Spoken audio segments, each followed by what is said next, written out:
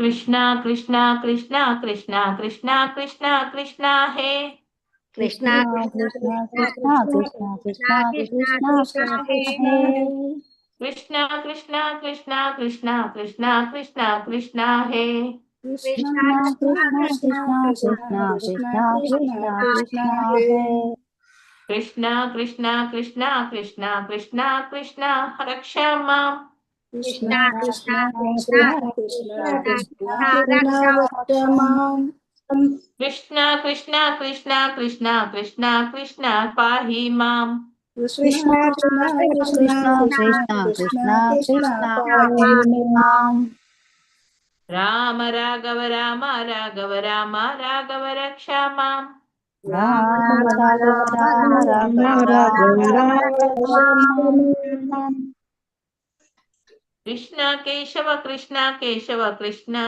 केशव पाहि मां कृष्णा केशव कृष्णा केशव केशव पाहि मां राम राघव रक्षा मां कृष्ण केशव पाहि मां राम राघव रक्षा मां कृष्णा केशव पाहि मां राम राघव रक्षा मां कृष्ण केशव पाहि मां राम राघव रक्षा मां कृष्णा केशव पाहि मां राम राघव रक्षा मां कृष्ण केशव पाहि मां राम राघव रक्षा मां कृष्णा केशव पाहि मां हरे कृष्ण हरे कृष्ण माताजी ಧನ್ಯವಾದಗಳು हरे कृष्ण माताजी हरे कृष्ण ಈಗ माताजी दंडवत ಹರೇ प्रणाम ಕೃಷ್ಣ ಹರೇ ಕೃಷ್ಣ ಹಾಗೆ ಇಲ್ಲಿ ಗೋಪಿಯರ ವೃಂದಾವನಕ್ಕೆ ಬಲರಾಮ ಬಂದಾಗ ಆ ಗೋಪಿಯರು ಎಲ್ಲ ಹೇಗೆ ಪ್ರೀತಿ ತುಂಬಿದ ಕಣ್ಣುಗಳಿಂದ ಅವನನ್ನು ನೋಡಿದ್ರು. ಅವನು ಅವರಿಗೆ ಅಣ್ಣ ತಮ್ಮಂದಿರ ಯೋಗಕ್ಷೇಮವನ್ನೆಲ್ಲ ವಿಚಾರಿಸ್ತಾರೆ ಅವರು ಗೋಪಿಯರು. ಆ ಹರ್ಷ ಹೇಳಲಿಕ್ಕೆ ಕೂಡದು, ಆ ರೀತಿಯ ಹರ್ಷ ಅವರಿಗೆ. ಹಾಗೆ ತಾಯಿ ಯಶೋದೆ ಕೂಡ ಬಲರಾಮನಲ್ಲಿ ಆ ಕೃಷ್ಣನ ಬಗ್ಗೆ ಎಲ್ಲ ಕೇಳ್ತಾರೆ. ನನ್ನನ್ನು ನೀವು ಸ್ಮರಿಸಿಕೊಳ್ತಿದ್ದೀರಾ ಅದೆಲ್ಲ ಕೇಳ್ತಾರೆ. ನಂದ ಮಹಾರಾಜ ಕೂಡ ಕೇಳ್ತಾನೆ, ಗೋಪಾಲಕರು ಕೂಡ ಹಾಗೆ ಕೇಳ್ತಾರೆ. ಇಲ್ಲಿ ದ್ವಾರಕೆಯ ಸುಸಂಸ್ಕೃತ ಸ್ತ್ರೀಯರ ಮಧ್ಯೆ ಕೃಷ್ಣ ನಮ್ಮನ್ನೆಲ್ಲ ಮರೆತಿರ್ಬಹುದು ಅಂತ ಹೇಳಿ ಹೇಳ್ತಾರೆ. ನಾವೆಲ್ಲ ದಿನಾ ಪುಷ್ಪವನ್ನು ಸಂಗ್ರಹಿಸಿ ಹಾರ ಮಾಡಿ ಇಟ್ಟುಕೊಳ್ತೇವೆ, ಕಾಲವನ್ನು ಕಳೀತಾ ಇದ್ದೇವೆ. ಮತ್ತೆ ಈ ಮಾಲೆಗಳನ್ನೆಲ್ಲ ನಾವು ಕಟ್ಟಿರುವ ಮಾಲೆಗಳನ್ನು ಅವನು ಸ್ವೀಕರಿಸಿದ್ರೆ ಸಾಕು, ನಾವು ಕೃಷ್ಣನ ಸ್ನೇಹಕ್ಕಾಗಿ ಎಲ್ಲವನ್ನು ಬೇಕಾದ್ರೂ ತ್ಯಾಗ ಮಾಡಲಿಕ್ಕೆ ರೆಡಿ ಹೇಳಿ ಹೇಳ್ತಾರೆ. ಅವರು ಏನ್ ಹೇಳ್ತಾರೆ, ಈ ಕೃಷ್ಣನಿಗೋಸ್ಕರ ನಾವು ನಮ್ಮ ತಂದೆಯವರು ಲಕ್ಷ್ಯವನ್ನೇ ಕೊಡದೆ ಆಗಿರುವಂತಹ ನಮ್ಮ ತಂದೆಯರು, ತಾಯಿಯರು, ಸೋದರಿಯರು ಇವರನ್ನೆಲ್ಲ ಬಂಧುಗಳನ್ನೆಲ್ಲ ಬಿಟ್ಟು ಬಿಟ್ಟಿದೆ. ಆದ್ರೆ ಇದ್ದಕ್ಕಿದ್ದಂತೆ ಕೃಷ್ಣ ನಮ್ಮನ್ನು ಬಿಟ್ಟು ಹೊರಟು ಹೋದ. ನಾವದನ್ನೆಲ್ಲ ಸ್ವಲ್ಪವೂ ಮನಸ್ಸಿಗೆ ಹಚ್ಚಿಕೊಳ್ಳದೆ ನಮ್ಮ ಆತ್ಮೀಯ ಸಂಬಂಧವನ್ನು ಮುರಿದು ಅವನು ಬೇರೆ ದೇಶಕ್ಕೆ ಹೊರಟ. ಈಗ ಸವಿಯಾದ ಮಾತುಗಳನ್ನೆಲ್ಲ ಆಡ್ತಾನೆ, ಎಷ್ಟು ಬುದ್ಧಿವಂತವನು ಅಂತ ಹೇಳಿ ಹೇಳ್ತಾರೆ. ಈಗ ಇಲ್ಲಿ ಪ್ರೀತಿಯ ಗೋಪಿಯರೇ, ನೀವೆಲ್ಲ ಚಿಂತೆ ಮಾಡಬೇಡಿ, ನೀವು ಎಲ್ಲ ನನಗೆ ಮಾಡಿದ ಸೇವೆಗಳನ್ನು ನಾನು ಪ್ರತಿಫಲವನ್ನು ಕೊಡಲಾರೆ ಎಂದು ಕೂಡ ಹೇಳಿದ. ನಾವೆಲ್ಲ ಹೆಂಗಸರಲ್ಲ, ಅದಕ್ಕೆ ಅವನ ಹೀಗೆ ಹೇಳಿದ್ದಾನೆ ಅಂತ ಹೇಳಿ ಸಿಹಿ ಮಾತುಗಳನ್ನಾಡಿ ನಮ್ಮನ್ನೆಲ್ಲ ಮೋಸ ಮಾಡಿದ ಅಂತ ಹೇಳಿ ಹೇಳ್ತಾರೆ. ಅಲ್ಲಿ ತನಕ ನಿನ್ನೆ ನಾವು ಓದಿದ್ದೇವೆ. ಕೃಷ್ಣನು ವೃಂದಾವನದಲ್ಲಿ ಇಲ್ಲದಿದ್ದದನ್ನು ಆಕ್ಷೇಪಿಸುತ್ತಾ ಮತ್ತೊಬ್ಬ ಗೋಪಿ ಹೀಗೆ ಹೇಳ್ತಾಳೆ, ಒಬ್ಬ ಗೋಪಿ ಹೀಗೆ ಹೇಳ್ತಾಳೆ, ಪ್ರಿಯ ಬಲರಾಮ, ನಾವು ಹಳ್ಳಿಯ ಹುಡುಗಿಯರು, ಆದುದರಿಂದ ಕೃಷ್ಣ ನಮಗೆ ಮೋಸ ಮಾಡುವುದು ಸಾಧ್ಯ ಆಯ್ತು. ದ್ವಾರಕೆಯ ಹೆಂಗಸರ ವಿಷಯ ಏನು, ಅವರು ನಮ್ಮಷ್ಟು ದಡ್ಡರು ಅಲ್ಲ ಅಂದುಕೊಳ್ಬೇಡ. ಹಳ್ಳಿಯ ಹೆಂಗಸರಾದ ನಮ್ಮನ್ನು ಕೃಷ್ಣನು ದಾರಿ ತಪ್ಪಿಸ್ಬೋದು, ಆದ್ರೆ ದ್ವಾರಕೆಯ ಹೆಂಗಸರೆಲ್ಲ ತುಂಬಾ ಜಾಣೆ. ಅವರು ಸ್ತ್ರೀಯರು ಕೃಷ್ಣನಿಂದಾಗಿ ದಾರಿ ತಪ್ಪಿ ಅವನ ಮಾತುಗಳನ್ನೆಲ್ಲ ನಂಬುತ್ತಾರೆ ಅಂತೇಳಿ ಅದು ನಮ್ಗೆ ಆಶ್ಚರ್ಯವಾಗ್ತದೆ.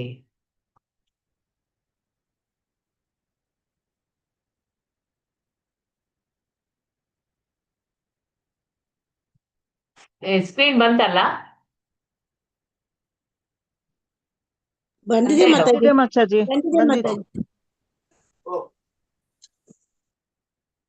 ಇರಿ. ಈಗ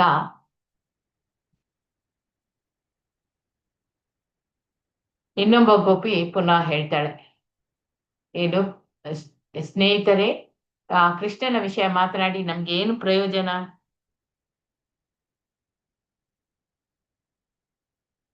ಅಲ್ಲಿಗೆ ಬಂದವ ಇದಾಗಿದ ಅಂತ.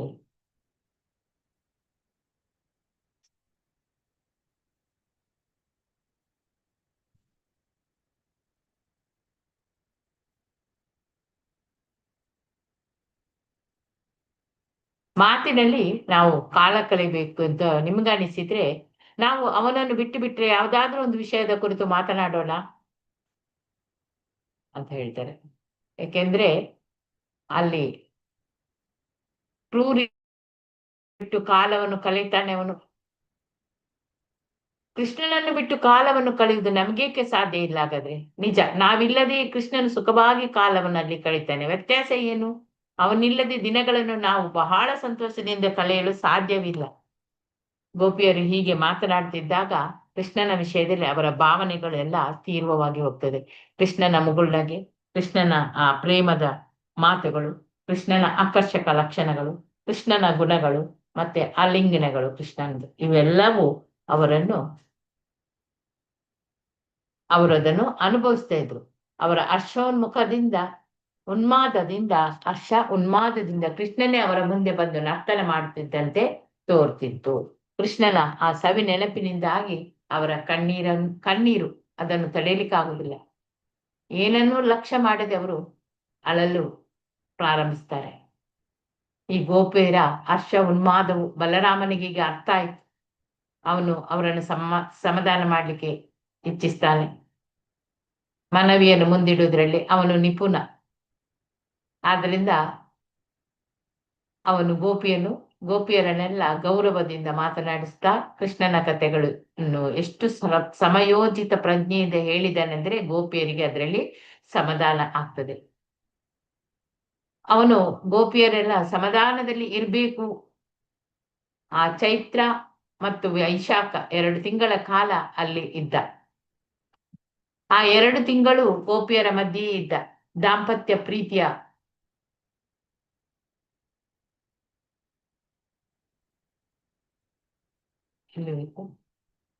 ದಾಂಪತ್ಯ ಪ್ರೀತಿಯವರ ಬಯಕೆಯನ್ನು ತೃಪ್ತಿಪಡಿಸಲು ವೃಂದಾವನದ ಕಾಡಿನಲ್ಲಿ 2 ತಿಂಗಳ ಕಾಲ ಅವನು ಪ್ರತಿ ರಾತ್ರಿ ಅವರೊಂದಿಗೆ ಕಳೆದ. ಹೀಗೆ ಈ 2 ತಿಂಗಳಲ್ಲಿ ಬಲರಾಮನು ಗೋಪಿಯರೊಡನೆ ರಾಸ ನೃತ್ಯವನ್ನು ಕೂಡ ಸವಿದ. ಆಗ ವಸಂತ ಋತು ಆದ್ದರಿಂದ ಯಮುನಾ ತೀರದಲ್ಲಿ ತಂಗಾಳಿ, ಹಲವು ಹೂಗಳ ಸುಗಂಧ, ಕೌಮುದಿ ಪುಷ್ಪ ಅದರ ಸುಗಂಧ ಹೊತ್ತು ಮೆಲ್ಲನೆ ಬೀಸ್ತಿತ್ತು.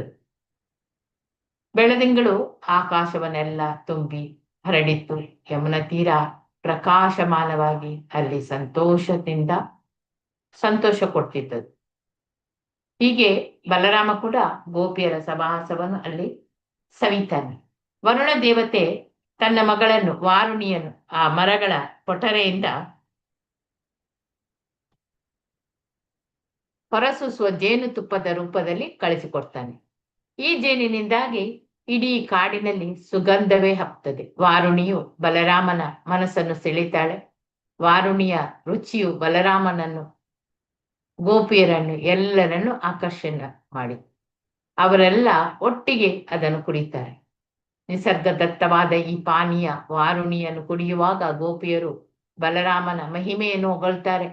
ವಾರುಣಿಯನ್ನು ಕುಡಿದು ಮತ್ತನಂತ ಅವನಾದ ಬಲರಾಮ ತುಂಬಾ ಸಂತೋಷ ಪಡ್ತಾನೆ. ಸಂತೋಷದಿಂದ ಅವನ ಕಣ್ಣುಗಳು ಆಚೆ ಈಚೆ ಎಲ್ಲ ಹೊರಳಾಡ್ತಿದ್ವು. ಕಾಡಿನ ಹೂಗಳ ಉದ್ದವಾದ ಹಾರಗಳಿಂದ ಅವನು ಅಲಂಕೃತನಾಗಿದ್ದ. ಈ ಅಲೌಕಿಕವಾದ ಆನಂದದಿಂದಾಗಿ ಇಡೀ ಸನ್ನಿವೇಶವೇ ಸಂತೋಷದ ಉತ್ಸಾಹವಾಗಿ ಅಲ್ಲಿ ಕಂಡುಕೊಳ್ತದೆ. ಬಲರಾಮ ಮೋಹಕವಾಗಿ ಮುಗುಳ್ನಗೆ ನಗ್ತಾನೆ. ಅವನೆಲ್ಲ ಮುಖದಲ್ಲೆಲ್ಲ ಅಲ್ಲಲ್ಲಿ ಬೆವರ ಹನಿಗಳು ಅದು ಸಂತೈಸುವ ಉಷಾಕಾಲದ ಹಿಮದ ಮಣಿಗಳಂತೆ ಕಂಡವು.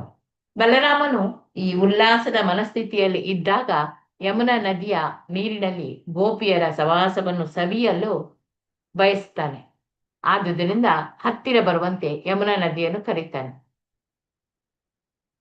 ಆದರೆ ಅವನು ಮತ್ತಿನಲ್ಲಿ ಇರ್ತಾನೆ ಎಂದು ಭಾವಿಸಿ ಯಮುನೆ ಅವನ ಅಪ್ಪಣೆಗಳನ್ನು ಅಲಕ್ಷಿಸಿದಳು. ಯಮುನೆ ತನ್ನ ಅಪ್ಪನೆಯನ್ನು ಕಡೆಗಣಿಸಿದಳು ಅಂತ ಹೇಳಿ ಬಲರಾಮನಿಗೆ ಬಹು ಸಿಟ್ಟು ಬಂದಿತ್ತು. ತನ್ನ ನೇಗಿಲಿನಿಂದ ಅವನು ಏನ್ ಮಾಡ್ತಾನೆ, ನದಿಯ ಬಳಿಯ ಆ ಭೂಮಿಯನ್ನು ಕೆರಿತಾನೆ, ಅಂದ್ರೆ ಅಗೀತಾನೆ. ಬಲರಾಮನಿಗೆ 2 ಆಯುಧಗಳು, ಒಂದು ನೇಗಿಲು ಮತ್ತೊಂದು ಗದೆ. ಅಗತ್ಯವಾದಂತೆ ಅವುಗಳನ್ನು ಬಳಸ್ತಿದ್ದ. ಈ ಬಾರಿ ಅವನು ಬಲ ಪ್ರಯೋಗದಿಂದ ಯಮುನೆಯನ್ನು ಹತ್ತಿರಕ್ಕೆ ಬರಮಾಡಿಕೊಳ್ಳಿಕ್ಕೆ ಇಚ್ಛಿಸ್ತಾನೆ. ಇದಕ್ಕಾಗಿ ಅವನು ತನ್ನ ನೇಗಿಲ ಸಹಾಯವನ್ನು ಪಡೆದುಕೊಳ್ತಾನೆ. ತನ್ನ ಅಪ್ಪನೆಯನ್ನು ಪಾಲಿಸಿ ಯಮುನೆಯು ಬಾರದೇ ಇದ್ದದಕ್ಕಾಗಿ ಅವಳಿಗೆ ಸಿಕ್ಕಕ್ಕೆ ಅವನು ಇಚ್ಛಿಸ್ತಾನೆ. ಯಮುನಾ ನದಿಗೆ ಅವನು ಹೇಳ್ತಾನೆ, ಹಾಳು ನದಿ, ನೀನು ನನ್ನ ಅಪ್ಪನೆಯನ್ನು ಲಕ್ಷ್ಯ ಮಾಡ್ಲೇ ಇಲ್ಲಲ್ಲ, ನಿನಗೆ ನಾನು ಬುದ್ಧಿ ಕಲಿಸ್ತೇನೆ. ನೀನಾಗಿ ನನ್ನ ಬಳಿಗೆ ಬರ್ಲಿಲ್ಲ, ಈಗ ನನ್ನ ನೇಗಿಲಿನಿಂದ ನೀನು ಬರುವಂತೆ ಬಲಾತ್ಕಾರ ಮಾಡ್ತೇನೆ. ನಾನು ನಿನ್ನನ್ನು 100 ಸಣ್ಣ ಸಣ್ಣ ಹೊಳೆಗಳನ್ನಾಗಿ ಮಾಡ್ತೇನೆ, ಚದುರಿಸಿ ಬಿಡ್ತೇನೆ ಅಂತ ಹೇಳ್ತಾನೆ. ಯಮುನಿಗೆ ಹೀಗೆ ಬೆದರಿಕೆ ಆಗಿದಾಗ ಅವಳು ಬಲರಾಮನ ಬಲಕ್ಕೆ ಹೆದರ್ತಾಳೆ. ಕೂಡ್ಲೆ ಬಂದು ಅವನ ಚರಣ ಕಮಲಗಳಿಗೆ ನಮಸ್ಕರಿಸಿ ಹೀಗೆ ಪ್ರಾರ್ಥಿಸ್ತಾಳೆ, ಪ್ರಿಯ ಬಲರಾಮ, ನೀನು ಅತ್ಯಂತ ಬಲಶಾಲಿಯಾದ ಪುರುಷ, ನೀನು ಎಲ್ಲರಿಗೂ ಕೂಡ ಸಂತೋಷ ಕೊಡ್ತೀಯ. ದುರ್ದೈವದಿಂದ ನಾನು ನಿನ್ನ ವಿಶಿಷ್ಟ ಘನತೆಯ ಉನ್ನತ ಸ್ಥಾನವನ್ನು ಮರೆತು ಬಿಟ್ಟೆ. ಈಗ ನನಗೆ ಬುದ್ಧಿ ಬಂದಿದೆ. ಶೇಷವಾಗಿ ನಿನ್ನ ಆಂಶಿಕ ವಿಸ್ಕೃತ ರೂಪದಿಂದ ನೀನು ಎಲ್ಲಾ ಲೋಕಗಳನ್ನು ನಿನ್ನ ತಲೆಯ ಮೇಲೆ ಧರಿಸಿದೆಯಾ ಎನ್ನುವುದು ನನಗೆ ನೆನಪಿದೆ. ನೀನೇ ಇಡೀ ವಿಶ್ವದ ಆಧಾರ. ನನ್ನ ಪ್ರಿಯ ದೇವೋತ್ತಮ ಪರಮಪುರುಷ, ನಿನ್ನಲ್ಲಿ 6 ಶ್ರೀಮಂತಿಕೆಗಳು ತುಂಬಿ ತುಳುಕಾಡ್ತಾ ಇದೆ. ನಿನ್ನ ಸರ್ವಶಕ್ತಿಯನ್ನು ನಾನು ಮರೆತದ್ದರಿಂದ ನಾನು ನಿನ್ನ ಅಪ್ಪನೆಯನ್ನು ಮರೆತು ತಪ್ಪು ಮಾಡಿದ್ದೇನೆ. ಆದುದರಿಂದ ನಾನು ಮಹಾ ಅಪರಾಧ ಮಾಡಿದ್ದೇನೆ. ಆದರೆ ಪ್ರಿಯ ಪ್ರಭುವೇ, ನಾನು ನಿನಗೆ ಶರಣಾಗತಳಾಗಿದ್ದೇನೆ ಎನ್ನುವುದನ್ನು ನೀನು ತಿಳಿದುಕೋ. ನಿನ್ನ ಭಕ್ತರಲ್ಲಿ ನಿನಗೆ ತುಂಬಾ ಪ್ರೀತಿ. ಆದುದರಿಂದ ದಯವಿಟ್ಟು ನನ್ನ ಉದ್ದಟತನವನ್ನು ನೀನು ಕ್ಷಮಿಸು. ನೀನು ಅವ್ಯಾಚ್ಯ ದಯೆಯಿಂದ ನನ್ನನ್ನು ಈಗ ನೀನು ಬಿಡುಗಡೆ ಮಾಡು ಅಂತ ಹೇಳಿ ಬೇಡಿಕೊಳ್ತಾನೆ.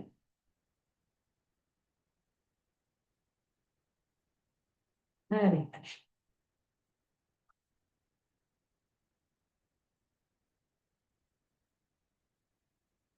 ಉಮಾದೇವಿ ಮಾತಾಜಿ ಓದಿ. ಹರೇ ಕೃಷ್ಣ ಮಾತಾಜಿ. ಓದಿ.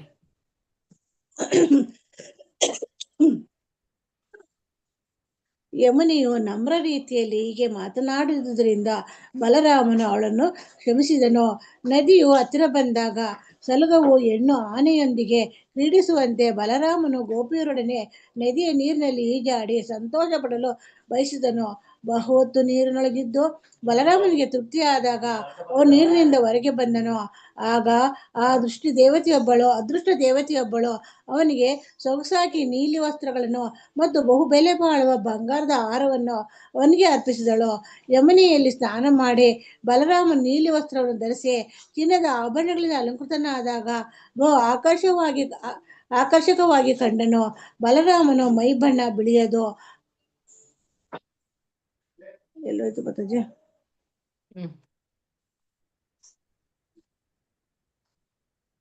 ಎಲ್ಲ ಬಹು ಬೆಲೆ ಬಾಳು ಬಂಗಾರದ ಹಾರವನ್ನು ಅವನಿಗೆ ಅರ್ಪಿಸಿದಳು. ಯಮುನೆಯಲ್ಲಿ ಸ್ನಾನ ಮಾಡಿ ಬಲರಾಮನು ನೀಲಿ ವಸ್ತ್ರವನ್ನು ಧರಿಸಿ ಚಿನ್ನದ ಆಭರಣಗಳಿಂದ ಅಲಂಕೃತನಾದಾಗ ಬಹು ಆಕರ್ಷಕವಾಗಿ ಕಂಡನು. ಬಲರಾಮನ ಮೈ ಬಣ್ಣ ಬಿಳಿಯದು. ಅವನು ಸೊಗಸಾಗಿ ಉಡುಪು ಧರಿಸಿದಾಗ ಸ್ವರ್ಗಲೋಕದಲ್ಲಿರುವ ಇಂದ್ರನ ಬಿಳಿಯ ಆನೆಯಂತೆ ಕಂಡನು. ಬಲರಾಮನು ನೇಗಿಲು ಕೆರೆದಿದ್ದರಿಂದ ಈಗಲೂ ಚಿಕ್ಕದ್ ಮಾಡ್ಕೊತೀನಿ ಮತ್ತೆ. ಯಮುನಾ ನದಿಗೆ ಹಲವು ಸಣ್ಣ ಸಣ್ಣ ಶಾಖೆಗಳುಂಟು. ಯಮುನಾ ನದಿಯು ಈಗ ಶಾಖೆಗಳನ್ನು ಬಲರಾಮನ ಸರ್ವಶಕ್ತಿಯನ್ನು ಮಾಡಿ ಹೊಗಳುತ್ತಿವೆ. 2 ತಿಂಗಳ ಕಾಲ ಪ್ರತಿ ರಾತ್ರಿಯೂ ಬಲರಾಮನಿಗೆ ಗೋಪಿಯರು ದಿವ್ಯ ಲೀಲೆಗಳನ್ನು ತೊಡಗಿದ್ದರು. ಕಾಲವು ಎಷ್ಟು ವೇಗವಾಗಿ ಕಳೆಯಿತೆಂದರೆ ಈ ಎಲ್ಲ ರಾತ್ರಿಗಳು ಒಂದೇ ರಾತ್ರಿಯಂತೆ ಅನುಭವವಾದವು. ಬಲರಾಮನ ಸನ್ನಿಧಿಯಲ್ಲಿ ಎಲ್ಲ ಗೋಪಿಯರು ವೃಂದಾವನ ನಿವಾಸಿಗಳು ಹೀಗೆ ಅಣ್ಣ ತಮ್ಮಂದಿರಾದ ಕೃಷ್ಣನು ಬಲರಾಮನು ಇದ್ದಾಗ ಎಷ್ಟು ಉಲ್ಲಾಸದಿಂದಿದ್ದರೋ ಅಷ್ಟೇ ಉಲ್ಲಾಸದಿಂದಿದ್ದರು. ವೃಂದಾವನಿಗೆ ಬಲರಾಮನ ಭೇಟಿ ಎಂಬ 64ನೇ ಅಧ್ಯಾಯನ ಭಕ್ತಿ ವೇದಾಂತ ಭಾವಾರ್ಥವು ಇಲ್ಲಿಗೆ ಮುಗಿಯಿತು. ಹರೇ ಕೃಷ್ಣ ಹರೇ ಕೃಷ್ಣ ಹರೇ ಕೃಷ್ಣ ಕೃಷ್ಣ ಕೃಷ್ಣ ಕೃಷ್ಣ ಹರೇ ಕೃಷ್ಣ ಹರೇ ಹರೇ ಹರೇ ಹರೇ ರಾಮ ಹರೇ ರಾಮ ರಾಮ ರಾಮ ಹರೇ ಹರೇ ಹರೇ ಕೃಷ್ಣ ಹರೇ ಕೃಷ್ಣ ಕೃಷ್ಣ ಕೃಷ್ಣ ಕೃಷ್ಣ ಕೃಷ್ಣ ಹರೇ ಹರೇ ಹರೇ ರಾಮ ಹರೇ ರಾಮ ರಾಮ ರಾಮ ಹರೇ ಹರೇ ಹರೇ. ಹರೇ. ಹರೇ ಕೃಷ್ಣ ಮಾತಾಜಿ, ಧನ್ಯವಾದಗಳು. ಹರೇ ಕೃಷ್ಣ. ಯಮುನೆಯ ಆ ಯಮುನೆ ಏನ್ ಮಾಡ್ತಾನೆ, ಈ ರೀತಿ ನಮ್ರ ರೀತಿಯಲ್ಲಿ ಮಾತನಾಡಿದ್ದು ನೋಡುವಾಗ ಬಲರಾಮ ಸಮಿಸಿಯೇ ಬಿಡ್ತಾನೆ. ನದಿಯು ಹತ್ತಿರ ಬಂದಾಗ ಸಲಗವು ಹೆಣ್ಣು ಆನೆಯೊಂದಿಗೆ ಕ್ರೀಡಿಸುವಂತೆ ಬಲರಾಮನು ಗೋಪಿಯರೊಡನೆ ನದಿಯ ನೀರಿನಲ್ಲಿ ಈಜಾಡಿ ಸಂತೋಷ ಪಡಲು ಬಯಸಿದ. ಬಹು ಹೊತ್ತು ನೀರಿನಲ್ಲಿ ಇರ್ತಾನೆ. ಬಲರಾಮನಿಗೆ ತೃಪ್ತಿಯಾದಾಗ ಅವನು ನೀರಿನಿಂದ ಹೊರಗೆ ಬರ್ತಾನೆ. ಆಗ ಅದೃಷ್ಟ ದೇವತೆಯೊಬ್ಬಳು ಅವನಿಗೆ ಸೊಗಸಾದ ನೀಲಿ ವಸ್ತ್ರಗಳನ್ನು ಮತ್ತು ಬೆಲೆಬಾಳುವ ಬಂಗಾರದ ಹಾರವನ್ನು ಅವನಿಗೆ ಅರ್ಪಿಸ್ತಾಳೆ. ಯಮುನೆಯಲ್ಲಿ ಸ್ನಾನ ಮಾಡಿ ಬಲರಾಮ ನೀಲಿ ವಸ್ತ್ರವನ್ನು ಧರಿಸಿ ಚಿನ್ನದ ಆಭರಣಗಳನ್ನು ಅವುಗಳಿಂದ ಅಲಂಕೃತನಾಗಿ ಬಹು ಸೊಗಸಾಗಿ ಆಕರ್ಷಕವಾಗಿ ಕಾಣ್ತಾನೆ. ಬಲರಾಮನ ಬಣ್ಣ ಮೈ ಬಣ್ಣ ಬಿಳಿಯದು. ಸೊಗಸಾಗಿ ಉಡುಪು ಧರಿಸಿದಾಗ ಸ್ವರ್ಗಲೋಕದಲ್ಲಿರುವ ಇಂದ್ರನ ಬಿಳಿಯ ಆನೆಯಂತೆ ಅವನು ಕಾಣ್ತಾನೆ. ಬಲರಾಮನು ಅವನ ನೇಗಿಲು ಕೆರೆದಿದ್ದರಿಂದ ಈಗಲೂ ಅಲ್ಲಿ ಯಮುನಾ ನದಿಗೆ ಹಲವು ಸಣ್ಣ ಸಣ್ಣ ಶಾಖೆಗಳು ಇದೆ. ಯಮುನಾ ನದಿಯ ಈ ಶಾಖೆಗಳಲ್ಲಿ ಬಲರಾಮನ ಸರ್ವ ಶಕ್ತಿಯನ್ನು ಹಾಡಿ ಹೊಗಳುತ್ತಿದೆ.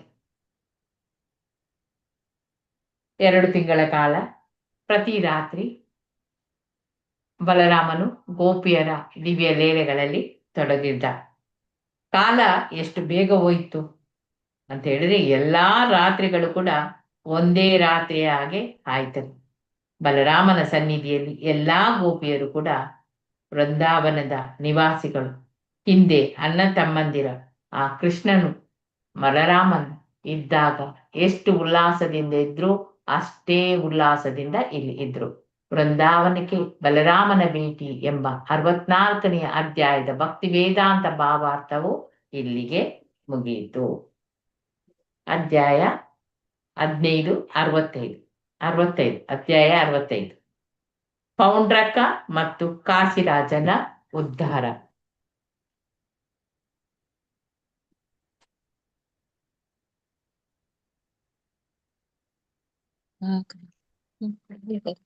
ನಂದಿನಿ ಮಾತಾಜಿ ಓದಿ.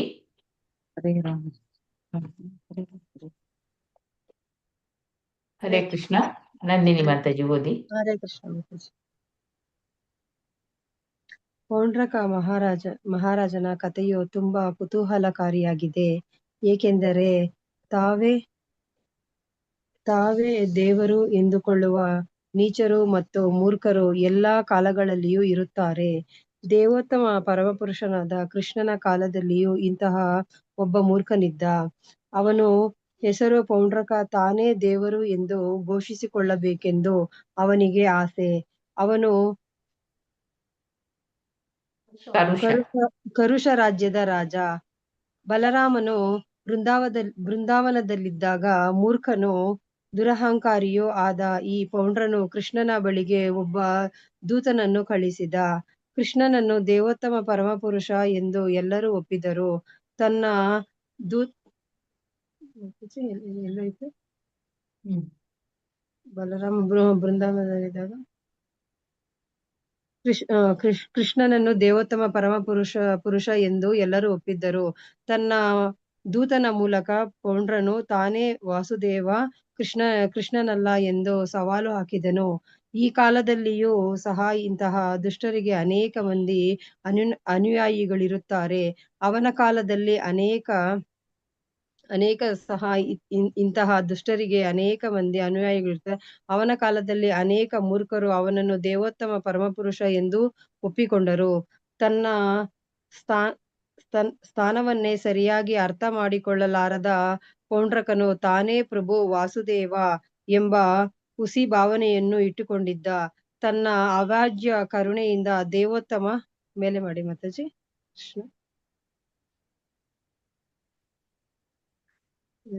ಪರಮಪುರುಷ ದೇವೋತ್ತಮ ಪರಮಪುರುಷ ಎಂದು ಪೌಂಡ್ರಕ ಕೊಂಡರೂ ರಾಜನ ತನ್ನ ಸ್ಥಾನವನ್ನೇ ಸರಿಯಾಗಿ ಅರ್ಥ ಮಾಡಿಕೊಳ್ಳಲಾರದ ಪೌಂಡ್ರಕನು ತಾನೇ ಪರಮ ವಾಸುದೇವ ಎಂಬ ಹುಸಿ ಭಾವನೆಯನ್ನು ಇಟ್ಟುಕೊಂಡಿದ್ದ.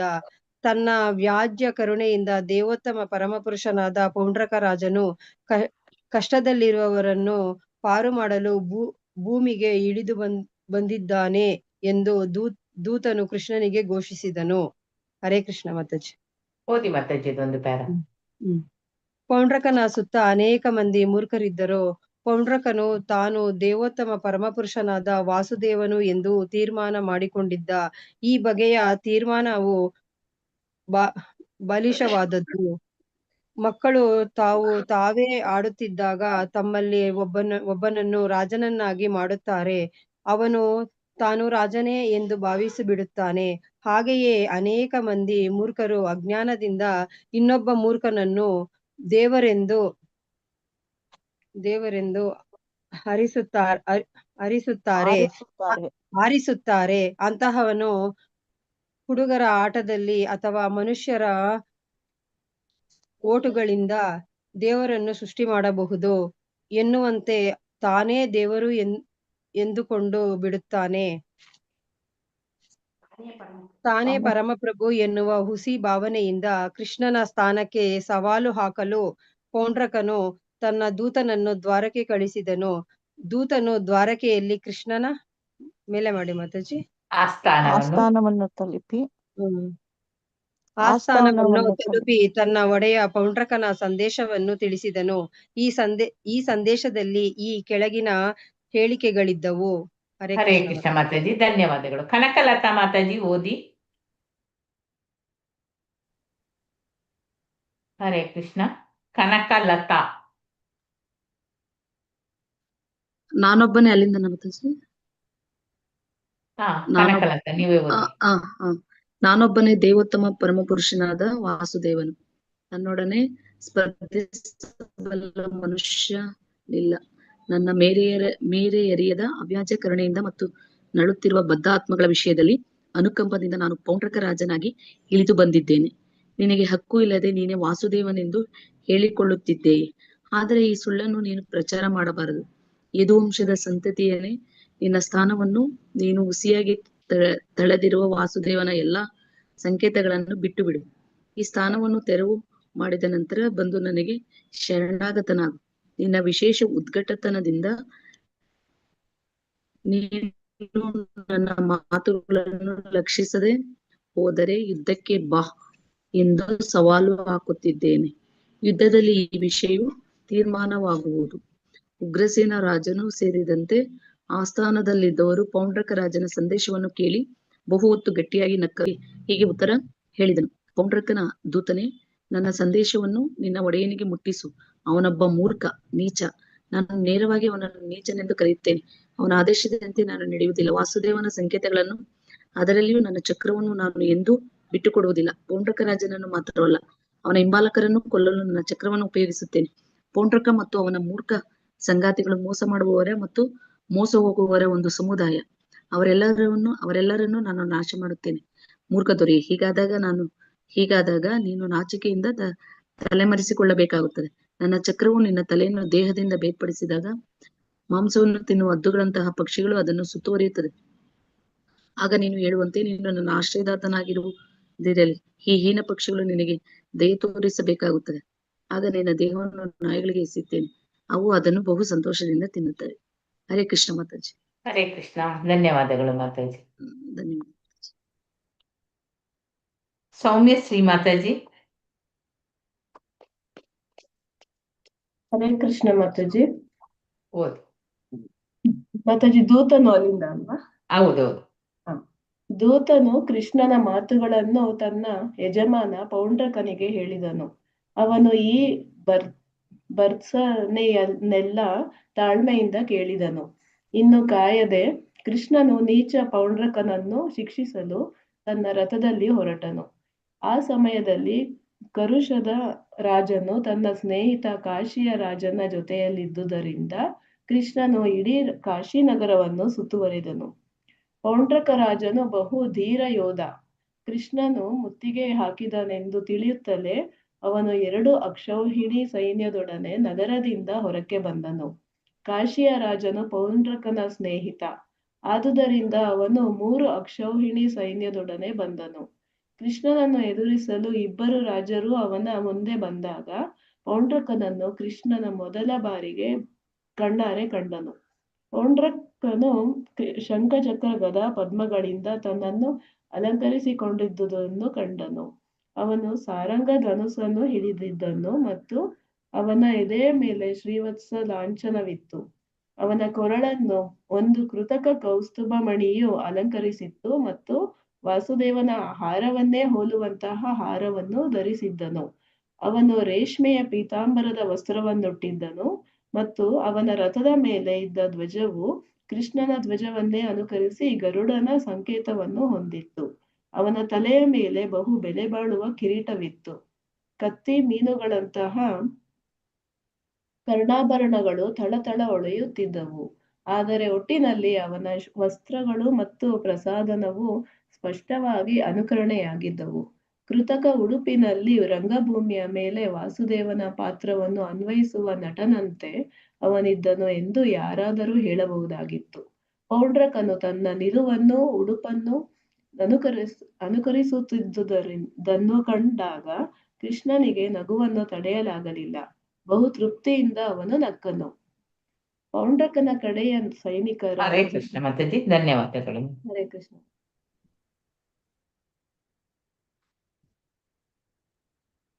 ರೀನಾ ಮಾತಾಜಿ, ಸ್ವರ ಸರಿ ಆಯ್ತಾ? ಹರೇ ಕೃಷ್ಣ. ಹಾ ಮಾತಾಜಿ, ಓದ್ತೀನಿ ನಾನು. ಹೌದು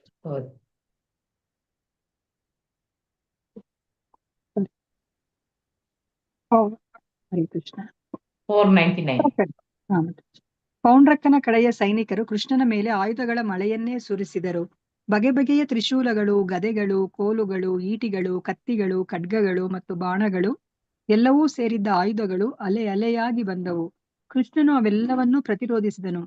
ಬ್ರಹ್ಮಾಂಡದ ಪ್ರಳಯ ಕಾಲದಲ್ಲಿ ವಿನಾಶಕ ಅಗ್ನಿಯು ಎಲ್ಲವನ್ನು ಬೂದಿ ಮಾಡುವಂತೆ ಕೃಷ್ಣನು ಆಯುಧಗಳನ್ನು ಮಾತ್ರವಲ್ಲ, ಪೌಂಡ್ರಕನ ಸೈನಿಕರನ್ನು ಸಹಾಯಕರನ್ನು ತರಿದು ಹಾಕಿದ. ಕೃಷ್ಣನ ಆಯುಧಗಳು ಶತ್ರು ಸೈನ್ಯದ ಆನೆಗಳು, ರಥಗಳು, ಕುದುರೆಗಳು ಮತ್ತು ಕಾಲಾಳುಗಳನ್ನು ಚದುರಿಸಿದವು. ರಣಭೂಮಿಯಲ್ಲೆಲ್ಲ ಪ್ರಾಣಿಗಳ ದೇಹಗಳು ಮತ್ತು ರಥಗಳು ಚೆಲ್ಲಾಪಿಲ್ಲಿಯಾಗಿದ್ದವು. ಕುದುರೆಗಳು, ಆನೆಗಳು, ಸೈನಿಕರು, ಕತ್ತೆಗಳು ಮತ್ತು ಒಂಟೆಗಳು ಎಲ್ಲವೂ ನೆಲದ ಮೇಲೆ ಬಿದ್ದಿದ್ದವು. ವಿನಾಶವು ತುಂಬಿದ ರಣಭೂಮಿಯು ಪ್ರಳಯ ಕಾಲದ ಶಿವನ ರುದ್ರ ನರ್ತನದ ರಂಗದಂತೆ ಕಂಡಿತು. ಇದನ್ನು ಕಂಡು ಕೃಷ್ಣನ ಸೈನಿಕರಿಗೆ ಬಹು ಉರುಪು ಬಂದಿತು. ಅವರು ಇನ್ನಷ್ಟು ಶಕ್ತಿಯಿಂದ ಹೋರಾಡಿದರು. ಓದದ ಮಾತಾಜಿ? ಓದಿ ಮಾತಾಜಿ ಒಂದು. ಹರೇ ಕೃಷ್ಣ. ಆಗ ಕೃಷ್ಣನು ಪೌಂಡ್ರಕನಿಗೆ ಹೀಗೆ ಹೇಳಿದನು: ಪೌಂಡ್ರಕ, ನಾನು ವಿಷ್ಣುವಿನ ಸಂಕೇತಗಳನ್ನು, ಮುಖ್ಯವಾಗಿ ಚಕ್ರವನ್ನು ಬಿಡಬೇಕೆಂದು ನೀನು ಕೇಳಿದೆ. ಈಗ ನನ್ನ ಚಕ್ರವನ್ನು ನಿನಗೆ ಕೊಡುತ್ತೇನೆ. ಎಚ್ಚರಿಕೆ, ನನ್ನನ್ನು ಅನುಕರಿಸುತ್ತಾ ನೀನೇ ವಾಸುದೇವ ಎಂದು ಘೋಷಿಸಿಕೊಂಡಿದ್ದಿ. ನಿನಗಿಂತ ದೊಡ್ಡ ಮೂರ್ಖರಿಲ್ಲ. ಕೃಷ್ಣನ ಈ ಮಾತಿನಿಂದ ತಾನೇ ದೇವರೆಂದು ಜಾಹೀರಾತು ಮಾಡಿಕೊಳ್ಳುವ ನೀಚನು ಮನುಷ್ಯರಲ್ಲೆಲ್ಲ ಅತ್ಯಂತ ಮೂರ್ಖನು ಎಂದು ಸ್ಪಷ್ಟವಾಗಿದೆ. ಕೃಷ್ಣನು ಹೀಗೆ ಮುಂದುವರೆದನು: ಪೌಂಡ್ರಕ, ನಿನ್ನ ಈ ಸುಳ್ಳು ತೋರಿಕೆಗಳನ್ನು ಬಿಡುವಂತೆ ನಿನ್ನನ್ನು ಬಲಾತ್ಕರಿಸುತ್ತೇನೆ. ನಾನು ನಿನಗೆ ಶರಣಾಗತನಾಗಬೇಕೆಂದು ನೀನು ಬಯಸಿದೆ. ಈಗ ನಿನಗೆ ಅವಕಾಶ ಸಿಕ್ಕಿದೆ. ಈಗ ಯುದ್ಧ ಮಾಡೋಣ. ನಾನು ಸೋತು ನಿನಗೆ ವಿಜಯಿಯಾದರೆ ಖಂಡಿತವಾಗಿಯೂ ನಿನಗೆ ಶರಣಾಗುತ್ತೇನೆ. ಹೀಗೆ ಪೌಂಡ್ರಕನನ್ನು ಕಟುವಾದ ಮಾತಿನಲ್ಲಿ ದಂಡಿಸಿ ಅವನ ಒಂದು ಬಾಣದಿಂದ ಪೌಂಡ್ರಕನ ರಥವನ್ನು ನುಚ್ಚು ನೂರು ಮಾಡಿದನು. ತನ್ನ ಸಿಡಿಲಿನಿಂದ ಇಂದ್ರನು ಪರ್ವತ ಶಿಖರಗಳನ್ನು ಕತ್ತರಿಸಿ ಹಾಕುವಂತೆ ತನ್ನ ಚಕ್ರದಿಂದ ಕೃಷ್ಣನು ಪೌಂಡ್ರಕನ ತಲೆಯನ್ನು ದೇಹದಿಂದ ಕತ್ತರಿಸಿದನು. ಹಾಗೆಯೇ ತನ್ನ ಬಾಣಗಳಿಂದ ಕಾಶಿಯ ರಾಜನನ್ನು ಕೊಂದನು. ಕಾಶಿಯ ರಾಜನ ಬಂಧುಗಳು, ಕುಟುಂಬದವರು ಅವನ ತಲೆಯನ್ನು ನೋಡುವಂತೆ ಕೃಷ್ಣನು ಅದನ್ನು ಕಾಶಿ ನಗರದೊಳಕ್ಕೆ ಎಸೆಯಲು ವಿಶೇಷವಾದ ಏರ್ಪಾಟನ್ನು ಮಾಡಿದನು. ಚಂಡಮಾರುತವು ಕಮಲದ ದಳವನ್ನು ಇತ್ತ ಅತ್ತ ಕೊಂಡೊಯ್ಯುವಂತೆ ಕೃಷ್ಣನು ಇದನ್ನು ಮಾಡಿದನು. ರಣಭೂಮಿಯಲ್ಲಿ ಪೌಂಡ್ರಕನನ್ನು ಅವನ ಸ್ನೇಹಿತ ಕಾಶಿ ರಾಜನನ್ನು ಕೊಂದು ಕೃಷ್ಣನು ತನ್ನ ರಾಜಧಾನಿ ದ್ವಾರಕೆಗೆ ಹಿಂದಿರುಗಿದನು. ಹರೇ ಕೃಷ್ಣ. ಹರೇ ಕೃಷ್ಣ ಮಾತಾಜಿ, ಧನ್ಯವಾದಗಳು. ಧನ್ಯವಾದಗಳು ಮಾತಾಜಿ. ಈಗ ಇಲ್ಲಿ ಪೌಂಡ್ರಕ ಮತ್ತು ಕಾಶಿರಾಜನ ಉದ್ಧಾರವನ್ನು ಹೇಗೆ ಮಾಡಿದ ನೋಡೋಣ. ಪೌಂಡ್ರಕ ರಾಜನ ಕತೆ ಇದು ತುಂಬಾ ಕುತೂಹಲಕಾರಿಯಾದದ್ದು. ತಾವೇ ದೇವರು ಎಂದುಕೊಳ್ಳುವ ನೀಚರು, ಮೂರ್ಖರು ಎಲ್ಲಾ ಕಾಲದಲ್ಲಿ ಕೂಡ ಇದ್ದಾರೆ. ದೇವೋತ್ತಮ ಪರಮ ಪುರುಷನಾದ ಕೃಷ್ಣನ ಕಾಲದಲ್ಲಿ ಕೂಡ ಇಂತಹ ಒಬ್ಬ ಮೂರ್ಖ ಇದ್ದ. ಅವನ ಹೆಸರೇ ಪೌಂಡ್ರಕ. ಅವನು ತಾನೇ ದೇವರು ಅಂತ ಹೇಳಿ ಘೋಷಿಸಿಕೊಳ್ಳಬೇಕೆಂದು ಅವನಿಗೆ ಆಸೆ. ಅವನು ಕರುಷ ರಾಜ್ಯದ ರಾಜ ಆಗಿದ್ದ. ಬಲರಾಮನು ವೃಂದಾವನದಲ್ಲಿದ್ದಾಗ ಮೂರ್ಖನು ದುರಹಂಕಾರಿಯೂ ಆದ ಈ ಪೌಂಡ್ರಕ ಕೃಷ್ಣನ ಬಳಿಗೆ ಒಬ್ಬ ದೂತನನ್ನು ಕಳಿಸಿದ. ಕೃಷ್ಣನು ದೇವೋತ್ತಮ ಪರಮಪುರುಷ ಎಂದು ಎಲ್ಲರೂ ಕೂಡ ಒಪ್ಪಿದ್ದಾರೆ. ಅವನು ತನ್ನ ದೂತನ ಮೂಲಕ ಪೌಂಡ್ರಕನು ತಾನೇ ವಾಸುದೇವ, ಕೃಷ್ಣನಲ್ಲ ಎಂದು ಸವಾಲು ಹಾಕಿದ. ಈ ಕಾಲದಲ್ಲಿಯೂ ಸಹ ಇಂತಹ ದುಷ್ಟರಿಗೆ ಅನೇಕ ಮಂದಿ ಅನುಯಾಯಿಗಳು ಕೂಡ ಇರ್ತಾರೆ. ಅವನ ಕಾಲದಲ್ಲಿ ಅನೇಕ ಮೂರ್ಖರು ಅವನನ್ನು ದೇವೋತ್ತಮ ಪರಮಪುರುಷ ಅಂತೇಳಿ ಒಪ್ಪಿಕೊಳ್ತಾರೆ. ಹಾಗೆ ತನ್ನ ಸ್ಥಾನವನ್ನು ಸರಿಯಾಗಿ ಅರ್ಥ ಮಾಡಿಕೊಳ್ಳಲಾರದ ಪೌಂಡ್ರಕ ಅವನು ತಾನೇ ವಾಸುದೇವ ಎಂಬ ಹುಸಿ ಭಾವನೆಯನ್ನು ಇಟ್ಟುಕೊಂಡಿದ್ದ. ತನ್ನ ಅವ್ಯಾಚ್ಯ ಕರುಣೆಯಿಂದ ದೇವೋತ್ತಮ ಪರಮಪುರುಷನಾದ ಪೌಂಡ್ರಕ ರಾಜನು ಕಷ್ಟದಲ್ಲಿ ಇರುವವರನ್ನು ಪಾರು ಮಾಡಲು ಭೂಮಿಗೆ ಇಳಿದು ಬಂದಿದ್ದಾನೆ ಎಂದು ದೂತನು ಕೃಷ್ಣನಿಗೆ ಘೋಷಿಸ್ತಾರೆ. ಇಲ್ಲಿ ಪೌಂಡ್ರಕನ ಸುತ್ತ ಅನೇಕ ಮಂದಿ ಮೂರ್ಖರು ಇದ್ರು. ಪೌಂಡ್ರಕ ಅವನೇ ದೇವೋತ್ತಮ ಪರಮಪುರುಷನಾದ ವಾಸುದೇವ ಅಂತೇಳಿ ತೀರ್ಮಾನ ಮಾಡಿಕೊಂಡಿದ್ದ. ಈ ತೀರ್ಮಾನ ಬಾಲಿಶವಾದದ್ದು. ಮಕ್ಕಳು ತಾವೇ ಆಡುತ್ತಿದ್ದಾಗ ತಮ್ಮಲ್ಲಿ ಒಬ್ಬನನ್ನು ರಾಜನನ್ನಾಗಿ ಮಾಡ್ತಾರೆ, ಮತ್ತೆ ಅವನೇ ತಾನೇ ರಾಜ ಅಂತೇಳಿ ಭಾವಿಸಿಕೊಡ್ತಾನೆ. ಹಾಗೆ ಅನೇಕ ಮಂದಿ ಮೂರ್ಖರು ಅಜ್ಞಾನದಿಂದಾಗಿ ಇನ್ನೊಬ್ಬ ಮೂರ್ಖನನ್ನು ದೇವರೆಂದು ಆರಿಸ್ತಾರೆ. ಅಂಥವರು ಹುಡುಗರ ಆಟದಲ್ಲಿ ಅಥವಾ ಮನುಷ್ಯರ ಓಟುಗಳಿಂದ ದೇವರನ್ನು ಸೃಷ್ಟಿ ಮಾಡಬಹುದು. ಈಗ ಇಲ್ಲಿ ಆ ರೀತಿಯಲ್ಲಿ ತಾನೇ ದೇವರು ಎಂದುಕೊಂಡು ಇಲ್ಲಿ ಬಿಡ್ತಾನೆ. ತಾನೇ ಪರಮಪ್ರಭು ಎನ್ನುವ ಹುಸಿ ಭಾವನೆ ಕೃಷ್ಣನ ಸ್ಥಾನಕ್ಕೆ ಸವಾಲು ಹಾಕ್ತಾನೆ ಇವನು ಪೌಂಡ್ರಕ. ಹಾಗೆ ಸವಾಲು ಹಾಕ್ಲಿಕ್ಕೋಸ್ಕರ ಅವನು ದೂತರನ್ನು ದ್ವಾರಕೆಗೆ ಕಳಿಸ್ತಾನೆ. ದೂತನು ದ್ವಾರಕೆಯಲ್ಲಿ ಕೃಷ್ಣನ ಆ ಸ್ಥಾನವನ್ನು ತಲುಪಿ ತನ್ನ ಒಡೆಯ ಪೌಂಡ್ರಕನ ಸಂದೇಶವನ್ನು ತಿಳಿಸ್ತಾನೆ. ಆ ಸಂದೇಶದಲ್ಲಿ ಈ ಕೆಳಗಿನವುಗಳು ಇದ್ದವು. ಏನಂದ್ರೆ, ನಾನೊಬ್ಬನೇ ದೇವೋತ್ತಮ ಪರಮಪುರುಷನಾದ ವಾಸುದೇವ, ನನ್ನೊಡನೆ ಸ್ಪರ್ಧಿಸಬಲ್ಲ ಮನುಷ್ಯನು ಇಲ್ಲ. ನಾನು ಮೇರೆ ಅರಿಯದ ಅವ್ಯಾಚ ಕರುಣೆಯಿಂದ ಮತ್ತು ನರಳುತ್ತಿರುವ ಬದ್ಧ ಆತ್ಮಗಳ ವಿಷಯದಲ್ಲಿ ಅನುಕಂಪದಿಂದ ನಾನು ಪೌಂಡ್ರಕ ರಾಜನಾಗಿ ಇಲ್ಲಿ ಇಳಿದು ಬಂದಿದ್ದೇನೆ. ನಿನಗೆ ಹಕ್ಕು ಇಲ್ಲದೆ ನೀನೇ ವಾಸುದೇವ ಅಂತ ನೀನು ಹೇಳ್ಕೊಳ್ತಿದ್ದೀಯಾ, ಆದ್ರೆ ಈ ಸುಳ್ಳನ್ನು ನೀನು ಪ್ರಚಾರ ಮಾಡಬಾರದು. ಯದುವಂಶದ ಸಂತತಿಯವನೇ, ನಿನ್ನ ಸ್ಥಾನವನ್ನು ನೀನು ಹುಸಿಯಾಗಿ ತಳೆದಿರುವ ವಾಸುದೇವನ ಎಲ್ಲಾ ಸಂಕೇತಗಳನ್ನು ನೀನು ಬಿಟ್ಟು ಬಿಡು. ಈ ಸ್ಥಾನವನ್ನು ತೆರವು ಮಾಡಿದ ನಂತರ ಬಂದು ನನಗೆ ಶರಣಾಗತನಾಗು. ನಿನ್ನ ವಿಶೇಷ ಉದ್ದಾಟತನದಿಂದ ನೀನು ನನ್ನ ಮಾತುಗಳನ್ನು ಲಕ್ಷಿಸದೆ ಹೋದ್ರೆ ಯುದ್ಧಕ್ಕೆ ಬಾ ಅಂತೇಳಿ ಸವಾಲು ಹಾಕ್ತಾನೆ. ಯುದ್ಧದಲ್ಲಿ ಈ ವಿಷಯ ಈಗ ತೀರ್ಮಾನ ಆಗ್ತದೆ. ಉಗ್ರಸೇನ ರಾಜನು ಸೇರಿದಂತೆ ಆ ಸ್ಥಾನದಲ್ಲಿರುವ ಇದ್ದವರು ಪೌಂಡ್ರಕ ರಾಜನ ಈ ಸಂದೇಶವನ್ನು ಕೇಳಿ ಬಹು ಹೊತ್ತು ಗಟ್ಟಿಯಾಗಿ ನಗ್ತಾರೆ. ಆ ಸ್ಥಾನದ ಎಲ್ಲರ ಗಟ್ಟಿ ನಗವನ್ನು ಸವಿದು ಕೃಷ್ಣನು ದೂತನಿಗೆ ಹೀಗೆ ಉತ್ತರ ಹೇಳ್ತಾನೆ. ಪೌಂಡ್ರಕನ ದೂತನೇ, ನನ್ನ ಸಂದೇಶವನ್ನು ನಿನ್ನ ಒಡೆಯನಿಗೆ ಮುಟ್ಟಿಸು. ಅವನೊಬ್ಬ ಮೂರ್ಖ, ನೀಚ. ನೇರವಾಗಿ ಅವನನ್ನು ನೀಚನೆಂದು ನಾನು ಕರೀತೇನೆ. ಅವನ ಆದೇಶದಂತೆ ನಾನು ನಡೆಯುವುದಿಲ್ಲ. ವಾಸುದೇವನ ಸಂಕೇತಗಳನ್ನು, ಅದರಲ್ಲಿಯೂ ನನ್ನ ಚಕ್ರವನ್ನು ನಾನು ಎಂದೂ ಬಿಟ್ಟು ಕೊಡುವುದಿಲ್ಲ. ಪೌಂಡ್ರಕ ರಾಜನನ್ನು ಮಾತ್ರವಲ್ಲ, ಅವನ ಹಿಂಬಾಲಕರನ್ನು ಕೂಡ ಕೊಲ್ಲಲು ನನ್ನ ಚಕ್ರವನ್ನು ನಾನು ಉಪಯೋಗಿಸ್ತೇನೆ ಅಂತ ಹೇಳ್ತಾನೆ. ಪೌಂಡ್ರಕ ಮತ್ತೆ ಅವನ ಮೂರ್ಖ ಸಂಗಾತಿಗಳು ಅಂದ್ರೆ ಅವರೊಟ್ಟಿಗೆ ಇರುವವರು, ಅವರು ಮೋಸ ಮಾಡುವವರು ಮತ್ತು ಮೋಸ ಹೋಗುವವರ ಒಂದು ಸಮುದಾಯ ಅಂತ ಹೇಳಿ. ಈಗ ಅವರೆಲ್ಲರನ್ನು ನಾನು ನಾಶ ಮಾಡ್ತೇನೆ. ಮೂರ್ಖ ದೊರೆಯೇ, ಈಗಾದಾಗ ನೀನು ನಾಚಿಗೆ ಎಂದು ತಲೆಮರೆಸಿಕೊಳ್ಬೇಕಾಗ್ತದೆ. ನನ್ನ ಚಕ್ರ ನಿನ್ನ ತಲೆಯನ್ನು ದೇಹದಿಂದ ಬೇರ್ಪಡಿಸಿದಾಗ ಮಾಂಸವನ್ನು ತಿನ್ನುವ ಹದ್ದುಗಳಂತೆ ಪಕ್ಷಿಗಳು ಅದನ್ನು ಸುತ್ತುವರಿಯುತ್ತದೆ. ಆಗ ನೀನು ಹೇಳುವಂತೆ ನೀನು ನನ್ನ ಆಶ್ರಯದಾತನಾಗಿರುವುದರಲ್ಲಿ ಈ ಹೀನ ಪಕ್ಷಿಗಳು ನಿನಗೆ ದಯ ತೋರಿಸ್ಬೇಕಾಗ್ತದೆ. ಆಗ ನಿನ್ನ ದೇಹವನ್ನು ನಾಯಿಗಳಿಗೆ ಎಸೆಯುತ್ತೇನೆ. ಅವು ಅದನ್ನು ಸಂತೋಷದಿಂದ ಏನ್ ಮಾಡ್ತಾವಳೆ ತಿನ್ನುತ್ತವೆ. ದೂತನ ಕೃಷ್ಣನ ಮಾತುಗಳನ್ನು ತನ್ನ ಯಜಮಾನ ಪೌಂಡ್ರಕನಿಗೆ ಹೇಳ್ತಾನೆ.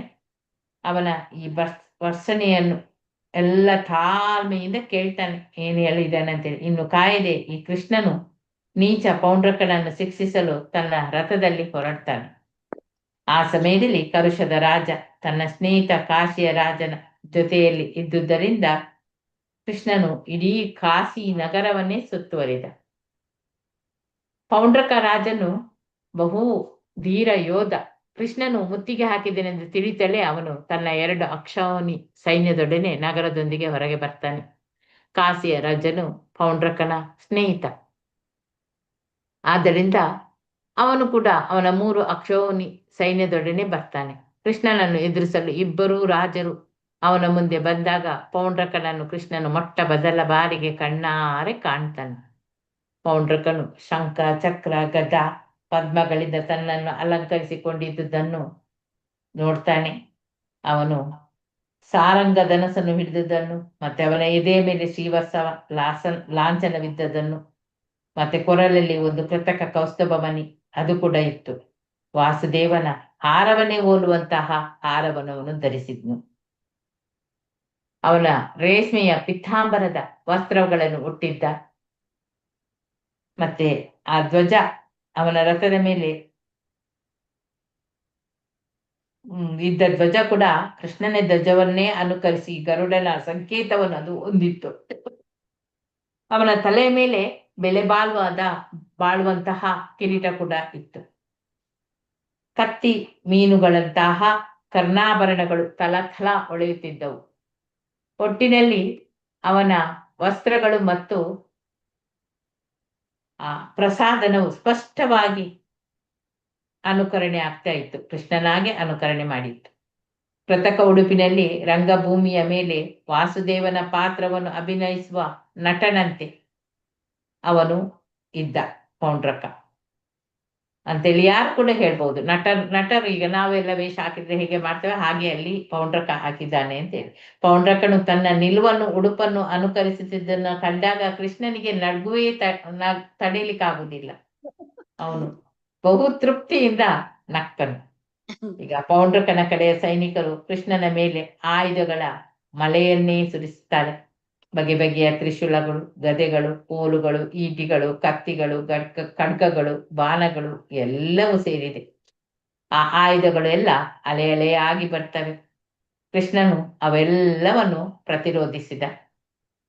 ಬ್ರಹ್ಮಾಂಡದ ಆ ಪ್ರಳಯ ಕಾಲದಲ್ಲಿ ವಿನಾಶಕ ಅಗ್ನಿಯು ಎಲ್ಲವನ್ನು ಬೂದಿ ಮಾಡುವಂತೆ ಕೃಷ್ಣನು ಆಯುಧಗಳನ್ನು ಮಾತ್ರವಲ್ಲ, ಪೌಂಡ್ರಕನ ಸೈನಿಕರನ್ನು, ಸಹಾಯಕರನ್ನು ತಡೆದು ಹಾಕಿದ.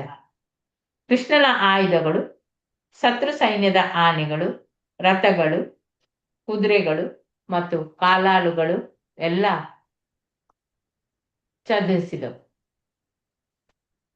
ರಣಭೂಮಿಯಲ್ಲೆಲ್ಲ ಪ್ರಾಣಿಗಳ ದೇಹಗಳು ಮತ್ತು ರಥಗಳು ಚೆಲ್ಲಾಪಿಲ್ಲಿ ಆಗಿದ್ದವು.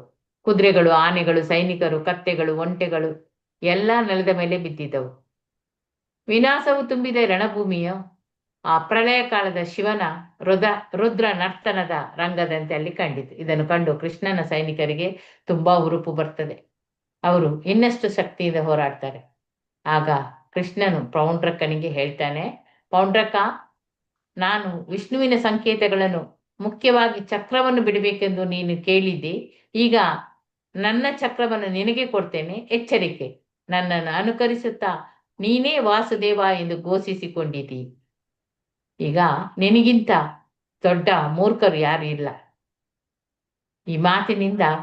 ಕೃಷ್ಣನ ಈ ಮಾತಿನಿಂದ ತಾನೇ ದೇವರೆಂದು ಜಾಹೀರಾತು ಮಾಡಿಕೊಳ್ಳುವ ನೀಚನು ಮನುಷ್ಯರಲ್ಲ, ಅತ್ಯಂತ ಮೂರ್ಖ ಅಂತ ಹೇಳಿ ಸ್ಪಷ್ಟವಾಗ್ತದೆ ಅಂತೇಳಿ ಕೃಷ್ಣ ಹೀಗೆ ಮುಂದುವರಿದು ಹೇಳ್ತಾನೆ, ಪೌಂಡ್ರಕ, ನಿನ್ನ ಈ ಸುಳ್ಳು ತೋರಿಕೆಗಳನ್ನು ಬಿಡುವಂತೆ ನಿನ್ನನ್ನು ಬಲತ್ಕರಿಸುತ್ತೇನೆ.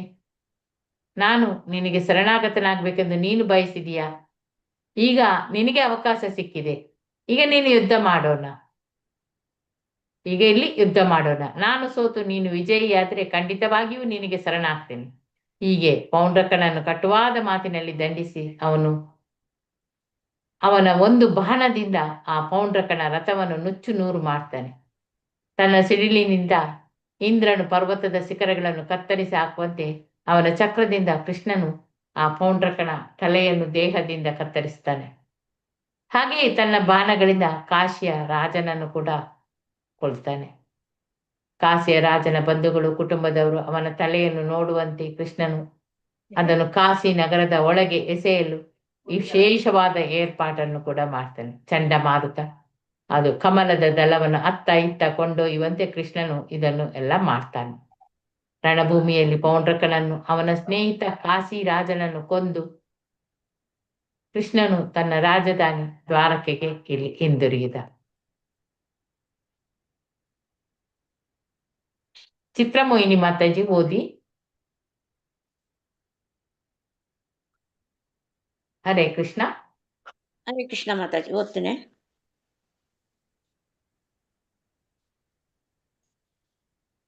ನಿಮಿಷ ಮಾತಾಜಿ, ಲೈಟ್ ಹಾಕೋದು ಬೆಳಕು ಕಡಿಮೆ. ಕೃಷ್ಣ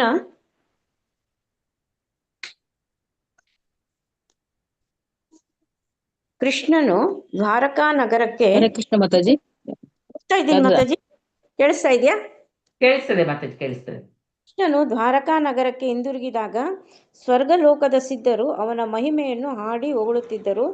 ಪೌಂಡ್ರಕನ ವಿಷಯ ಹೇಳಬೇಕೆಂದರೆ ವಾಸುದೇವನಂತೆ ವಸ್ತ್ರಗಳನ್ನು ಧರಿಸಿ ಹೇಗೋ ಅಂತೂ ಸದಾ ಕೃಷ್ಣನನ್ನೇ ಕುರಿತು ಯೋಚಿಸುತ್ತಿದ್ದನು.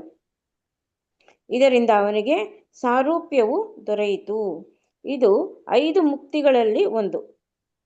ಪೌಂಡ್ರಕನು ವೈಕುಂಠ ಲೋಕಕ್ಕೆ ಏರಿದನು. ಅಲ್ಲಿ ಭಕ್ತರಿಗೆಲ್ಲ 4 ಸಂಕೇತಗಳನ್ನು ಧರಿಸಿದ 4 ಕೈಗಳಿದ್ದು ಕೃಷ್ಣನಂತೆಯೇ ಶರೀರ ಲಕ್ಷಣಗಳನ್ನು ಹೊಂದಿರುತ್ತಾರೆ. ವಾಸ್ತವವಾಗಿ ಪೌಂಡ್ರಕನು ವಿಷ್ಣುವಿನ ಸ್ವರೂಪವನ್ನೇ ಧ್ಯಾನಿಸುತ್ತಿದ್ದ. ಆದರೆ ತಾನೇ ವಿಷ್ಣು ಎಂದು ಭಾವಿಸಿಕೊಂಡಿದ್ದರಿಂದ ಅದು ಅಪರಾಧವಾಯಿತು. ಆದರೆ ಅವನನ್ನು ಕೃಷ್ಣನೇ ಕೊಂದದ್ದರಿಂದ ಅಪರಾಧದ ತೀವ್ರತೆಯೂ ಕಡಿಮೆ ಆಯಿತು. ಆದುದರಿಂದ ಅವನಿಗೆ ಸಾರೂಪ್ಯ ಮುಕ್ತಿಯನ್ನು ಕೊಡಲಾಯಿತು. ಅವನಿಗೂ ಪ್ರಭುವಿನ ಸ್ವರೂಪವೂ ಲಭ್ಯವಾಯಿತು. ಓದ್ಲ ಮಾತಾಜಿ? ಓದಿ ಓದಿ. ಕಾಶಿಯ ರಾಜನ ತಲೆಯನ್ನು ನಗರದ ಹೆಬ್ಬಾಗಿಲಿನಿಂದ ಬಿಸುಟಾಗ ಜನರು ನೆರೆದರು ಮತ್ತು ಅದನ್ನು ನೋಡಿ ಆಶ್ಚರ್ಯಪಟ್ಟರು. ಅದಕ್ಕೆ ಕರ್ಣಾಭರಣಗಳಿದ್ದುದರಿಂದ ಅದು ಯಾರದೋ ತಲೆ ಎಂದು ಅವರಿಗೆ ಅರ್ಥವಾಯಿತು. ಅದು ಯಾರ ತಲೆ ಇರಬಹುದು ಎಂದು ಸ್ವಲ್ಪ ಮೇಲ್ ಮಾಡಿ ಮಾತಾಜಿ. ಒಂದು ನಿಮಿಷ.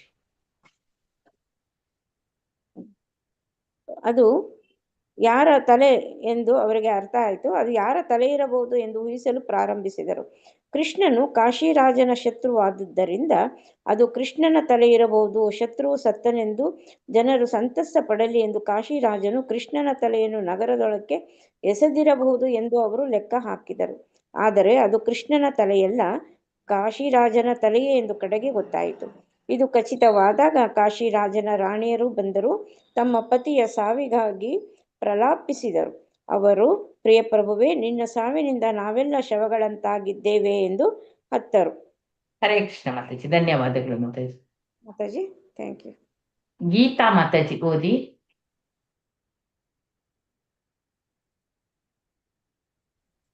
ಯಾರು ಮಾತಾಜಿ? ನಂಗೆ 2 ನೀವಲ್ಲ, ವಾರದಿಂದ ಇನ್ನೊಂದು ಖಾಲಿ ಗೀತಾ ಇದ್ದಾರೆ. ಸೇವೆನೇ ಸಿಕ್ಕಿಲ್ಲ ಮಾತಾಜಿ. ಗೀತಾ ಹರೇ ಕೃಷ್ಣ. ಓದ್ತೀರಾ?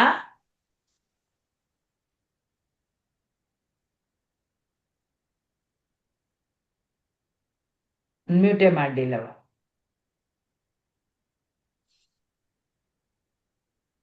ಓಕೆ, ಶ್ರುತಿ SJ ಮಾತಾಜಿ ಓದಿ. ಹರೇ ಕೃಷ್ಣ. ಓದಿ ಮಾತಾಜಿ. ಕಾಶಿಯ ರಾಜನ ತಲೆಯನ್ನು ನಗರದ ಹೆಬ್ಬಾಗಿಲಿನಿಂದ ಬಿಸುಟಾಗ ಜನರು ನೆರೆದರು ಮತ್ತು ಅದನ್ನು ಮಾತಾಜಿ ನೆಕ್ಸ್ಟ್ ಅದು ಆಯ್ತಲ್ಲ ಮಾತಾಜಿ, ಓದಿ. ಕಾಶಿಯ ರಾಜನಿಗೆ ಇಲ್ಲಿಂದ ಕಾಶಿಯ ರಾಜನಿಗೆ ಕಾಶಿಯ ರಾಜನಿಗೆ ಸುದಕ್ಷಿಣ ಎನ್ನುವ ಮಗನಿದ್ದನು. ಅಂತ್ಯ ಸಂಸ್ಕಾರಗಳನ್ನು ಮುಗಿಸಿ ಅವನು ಕೃಷ್ಣನು ತನ್ನ ತಂದೆಯ ಶತ್ರುವಾಗಿದ್ದುದರಿಂದ ಅವನನ್ನು ಕೊಂದು ತಂದೆಯ ಋಣವನ್ನು ತೀರಿಸುವೆನೆಂದು ಪ್ರತಿಜ್ಞೆ ಮಾಡಿದನು. ತನಗೆ ಸಹಾಯ ಮಾಡಬಲ್ಲ ಒಬ್ಬ ವಿದ್ವಾಂಸ ಪುರೋಹಿತನೊಡನೆ ಅವನು ಮಹಾದೇವನಾದ ಶಿವನನ್ನು ಅರ್ಚಿಸಲು ಪ್ರಾರಂಭಿಸಿದನು. ಕಾಶಿ ರಾಜ್ಯದ ಪ್ರಭು ವಿಶ್ವನಾಥನ ದೇವಾಲಯವು ಈಗಲೂ ವಾರಣಾಸಿಯಲ್ಲಿದೆ. ಪ್ರತಿನಿತ್ಯವೂ ದೇವಾಲಯದಲ್ಲಿ ಸಾವಿರಾರು ಮಂದಿ ಯಾತ್ರಿಕರು ಸೇರುತ್ತಾರೆ. ಸುದಕ್ಷಿಣನ ಪೂಜೆಯಿಂದ ಶಿವನಿಗೆ ಬಹು ಸಂತೋಷವಾಯಿತು. ತನ್ನ ಭಕ್ತನಿಗೆ ವರವನ್ನು ಕೊಡಲು ಬಯಸಿದ. ಕೃಷ್ಣನನ್ನು ಕೊಲ್ಲುವುದು ಸುದಕ್ಷಿಣನ ಉದ್ದೇಶ. ಆದುದರಿಂದ ಅವನನ್ನು ಕೊಲ್ಲುವಂತಹ ಶಕ್ತಿಯನ್ನು ತನಗೆ ಕೊಡಬೇಕೆಂದು ಬೇಡಿಕೊಂಡ. ಶತ್ರುವನ್ನು ಕೊಲ್ಲಲು ನಡೆಸಬೇಕಾದ ವಿಧಿಗಳನ್ನು ಬ್ರಾಹ್ಮಣರ ಸಹಾಯದಿಂದ ಅವನು ನಡೆಸಬೇಕೆಂದು ಶಿವನು ಸಲಹೆ ಮಾಡಿದನು. ಈ ವಿದ್ಯುಕ್ತ ರೀತಿಯನ್ನು ಕೆಲವು ತಂತ್ರಗಳಲ್ಲಿಯೂ ಹೇಳಿದೆ. ಇಂತಹ ದುಷ್ಟ ವಿಧಿಗಳ ಕ್ರಮವನ್ನು ಸರಿಯಾದ ರೀತಿಯಲ್ಲಿ ನಡೆಸಿದರೆ ಸುದಕ್ಷಿಣನು ಕೊಡುವ ಆಜ್ಞೆಯನ್ನು ಪರಿಪಾಲಿಸುವ ದುಷ್ಟ ಚೇತನವೊಂದು ಕಾಣಿಸಿಕೊಳ್ಳುತ್ತದೆ ಎಂದು ಶಿವನು ಅವನಿಗೆ ಹೇಳಿದನು. ಆದರೆ ಯೋಗ್ಯ ಬ್ರಾಹ್ಮಣನನ್ನು ಬಿಟ್ಟು ಬೇರೆ ಯಾರನ್ನಾದರೂ ಕೊಲ್ಲಲು ಅದನ್ನು ಬಳಸಬೇಕಾಗಿತ್ತು. ಆಗ ಅವನೊಡನೆ ಶಿವನ ಪ್ರೇತಗಳು ಬರುತ್ತಿದ್ದವು ಮತ್ತು ತನ್ನ ಶತ್ರುವನ್ನು ಕೊಲ್ಲಬೇಕೆಂಬ ಸುದಕ್ಷಿಣನ ಬಯಕೆಯು ಕೈಗೂಡುತ್ತಿತ್ತು. ಶಿವನು ಹೀಗೆ ಸುದಕ್ಷಿಣನಿಗೆ ಪ್ರೋತ್ಸಾಹ ಕೊಟ್ಟಾಗ ತಾನು ಕೃಷ್ಣನನ್ನು ಕೊಲ್ಲಬಲ್ಲೆ ಎಂದು ಅವನಿಗೆ ಎನ್ನಿಸಿತು. ಕಠಿಣ ವಿರಕ್ತಿಯ ಪ್ರತಿಜ್ಞೆಯನ್ನು ಕೈಗೊಂಡು ಅವನು ಪುರೋಹಿತರ ನೆರವಿನಿಂದ ಮಾಟಗಳ ಮಂತ್ರಗಳನ್ನು ಹೇಳಲು ಪ್ರಾರಂಭಿಸಿದನು. ಇದಾದ ನಂತರ ಅಗ್ನಿಯಿಂದ ಬಂದು ಒಂದು ಬೃಹತ್ತಾದ ರಾಕ್ಷಸ ಆಕೃತಿಯು ಹೊರಕ್ಕೆ ಬಂದಿತು. ಅವನ ತಲೆಗೂದಲು, ಗಡ್ಡ ಮತ್ತು ಮೀಸೆಗಳು ಕಾದ ತಾಮ್ರದ ಬಣ್ಣದವು. ರಾಕ್ಷಸನು ಬೆಂಕಿಯಿಂದ ಮೇಲಕ್ಕೆ ಬಂದಾಗ ಅವನ ಕಣ್ಣುಗಳು ಕಿಡಿಗಳನ್ನು ಕಾರುತ್ತಿದ್ದವು. ದೈತ್ಯಾಕಾರದ ಬೆಂಕಿಯಂತಹ ಆ ರಾಕ್ಷಸನು ಅವನ ಹುಬ್ಬುಗಳ ಚಲನೆಯಿಂದ ಇನ್ನೂ ಭಯಂಕರನಾಗಿ ಕಂಡನು. ಅವನಿಗೆ ಹರಿತವಾದ ಕೋರೆ ದಾಡೆಗಳು. ತನ್ನ ಉದ್ದವಾದ ನಾಲಿಗೆಯನ್ನು ಹೊರಚಾಚಿ ತನ್ನ ತುಟಿಗಳ ಎರಡೂ ಪಕ್ಕಗಳನ್ನು ನೆಕ್ಕುತ್ತಿದ್ದನು. ಅವನು ನಗ್ನನಾಗಿದ್ದನು ಮತ್ತು ಅಗ್ನಿಯಂತೆ ಪ್ರಜ್ವಲಿಸುತ್ತಿದ್ದ ದೊಡ್ಡ ಶೂಲವನ್ನು ಹಿಡಿದಿದ್ದನು. ಯಜ್ಞದ ಅಗ್ನಿಯಿಂದ ಹೊರಬಂದು ಅವನು ತನ್ನ ಕೈಯಲ್ಲಿ ತ್ರಿಶೂಲವನ್ನು ಝಳಪಿಸುತ್ತಾ ನಿಂತನು. ಸುದಕ್ಷಿಣನ ಪ್ರಚೋದನೆಯಿಂದ ರಾಕ್ಷಸನು ರಾಜಧಾನಿ ದ್ವಾರಕೆಯತ್ತ ತನ್ನ ಸಂಗಾತಿಗಳಾದ 100 ಪ್ರೇತಗಳೊಡನೆ ಹೊರಟನು. ಅವನು ಆಕಾಶವನ್ನೆಲ್ಲ ಬೂದಿ ಮಾಡುವಂತೆ ತೋರಿತು. ಅವನ ಪದಘಾತಕ್ಕೆ ಭೂಮಿಯು ನಡುಗಿತು. ಅವನು ದ್ವಾರಕೆಯನ್ನು ಪ್ರವೇಶಿಸಿದಾಗ ಕಾಳ್ಗಿಚ್ಚಿನ ಕಾಲದಲ್ಲಿ ಪ್ರಾಣಿಗಳೆಲ್ಲ ದಿಕ್ಕುಗೆಡುವಂತೆ ದ್ವಾರಕೆಯ ನಿವಾಸಿಗಳು ದಿಕ್ಕುಗೆಟ್ಟರು. ಹರೇ ಕೃಷ್ಣ ಮಾತಾಜಿ, ಧನ್ಯವಾದಗಳು. ಇಲ್ಲಿ ಕೃಷ್ಣನು ದ್ವಾರಕಾ ನಗರಕ್ಕೆ ಹಿಂದಿರುಗಿದಾಗ ಆ ಸ್ವರ್ಗಲೋಕದ ಸಿದ್ಧರು ಅವನ ಮಹಿಮೆಯನ್ನೆಲ್ಲ ಹಾಡಿ ಹೊಗಳುತ್ತಿದ್ರು. ಪೌಂಡ್ರಕನ ವಿಷಯ ಹೇಳ್ಬೇಕಂದ್ರೆ ವಾಸುದೇವನಂತೆ ವಸ್ತ್ರಗಳನ್ನು ಧರಿಸಿ ಹೇಗೋ ಅಂತೂ ಸದಾ ಕೃಷ್ಣನನ್ನೇ ಕುರಿತು ಯೋಚಿಸ್ತಿದ್ದ. ಇದರಿಂದ ಅವನಿಗೆ ಕೂಡ ಸಾರೂಪ್ಯವು ದೊರೆಯಿತು. ಅಲ್ಲಿ ಪೌಂಡ್ರಕನಿಗೆ ಸಾರೂಪ್ಯ ದೊರೆಯಿತು. ಈ 5 ಮುಕ್ತಿಗಳಲ್ಲಿ ಇದು ಒಂದು. ಪೌಂಡ್ರಕನು ವೈಕುಂಠ ಲೋಕಕ್ಕೆ ಹೋಗ್ತಾನೆ. ಅಲ್ಲಿ ಭಕ್ತರಿಗೆಲ್ಲ 4 ಸಂಕೇತಗಳನ್ನು ಧರಿಸಿದ 4 ಕೈಗಳಿದ್ದು ಕೃಷ್ಣನಂತೆಯೇ ಶರೀರದ ಲಕ್ಷಣಗಳನ್ನೆಲ್ಲ ಹೊಂದಿರ್ತಾರೆ. ವಾಸ್ತವವಾಗಿ ಪೌಂಡ್ರಕನು ವಿಷ್ಣುವಿನ ಸ್ವರೂಪವನ್ನೇ ಧ್ಯಾನಿಸ್ತಿದ್ದ.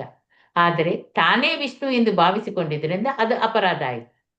ಆದರೆ ಅವನನ್ನು ಕೃಷ್ಣನೇ ಕೊಂದದ್ರಿಂದ ಅಪರಾಧದ ತೀವ್ರತೆ ಅಲ್ಲಿ ಕಡಿಮೆ ಆಯಿತು. ಆದುದರಿಂದ ಅವನಿಗೆ ಸಾರೂಪ್ಯ ಮುಕ್ತಿಯನ್ನು ಕೊಡಲಾಯಿತು. ಅವನಿಗೂ ಪ್ರಭುವಿನ ಸ್ವರೂಪವು ಲಭ್ಯವಾಯಿತು. ಕಾಶಿಯ ರಾಜನ್ ಈಗ ಅವನ ತಲೆಯನ್ನು ನಗರದ ಹೆಬ್ಬಾಗ್ಲಿನಿಂದ ಬಿಸಿಟ್ಟಾಗ ಜನರು ಅಲ್ಲಿ ನೆರೆದು ಅದನ್ನು ನೋಡಿ ಅವರಿಗೆಲ್ಲ ಆಶ್ಚರ್ಯ ಆಯಿತು. ಅದಕ್ಕೆ ಕರ್ಣಾಭರಣಗಳು ಇದ್ದುದರಿಂದ ಅದು ಯಾರದೋ ತಲೆ ಅಂತ ಹೇಳಿ ಅವರಿಗೆ ಅರ್ಥ ಆಗ್ತದೆ. ಅದು ಯಾರ ತಲೆ ಇರ್ಬೋದು ಅಂತ ಊಹಿಸಲು ಕೂಡ ಪ್ರಾರಂಭಿಸ್ತಾರೆ. ಕೃಷ್ಣನು ಕಾಶಿರಾಜನ ಶತ್ರು ಆದುದರಿಂದ ಅದು ಕೃಷ್ಣನ ತಲೆ ಇರಬಹುದು.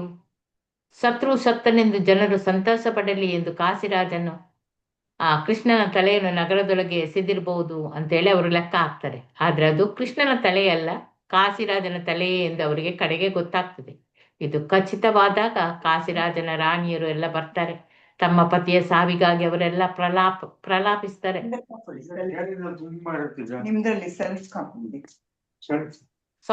ಸೌಮ್ಯ ಪ್ರಭಾ ಮಾತಾಜಿ ಮ್ಯೂಟ್ ಮಾಡ್ಕೊಳ್ಳಿ. ತಮ್ಮ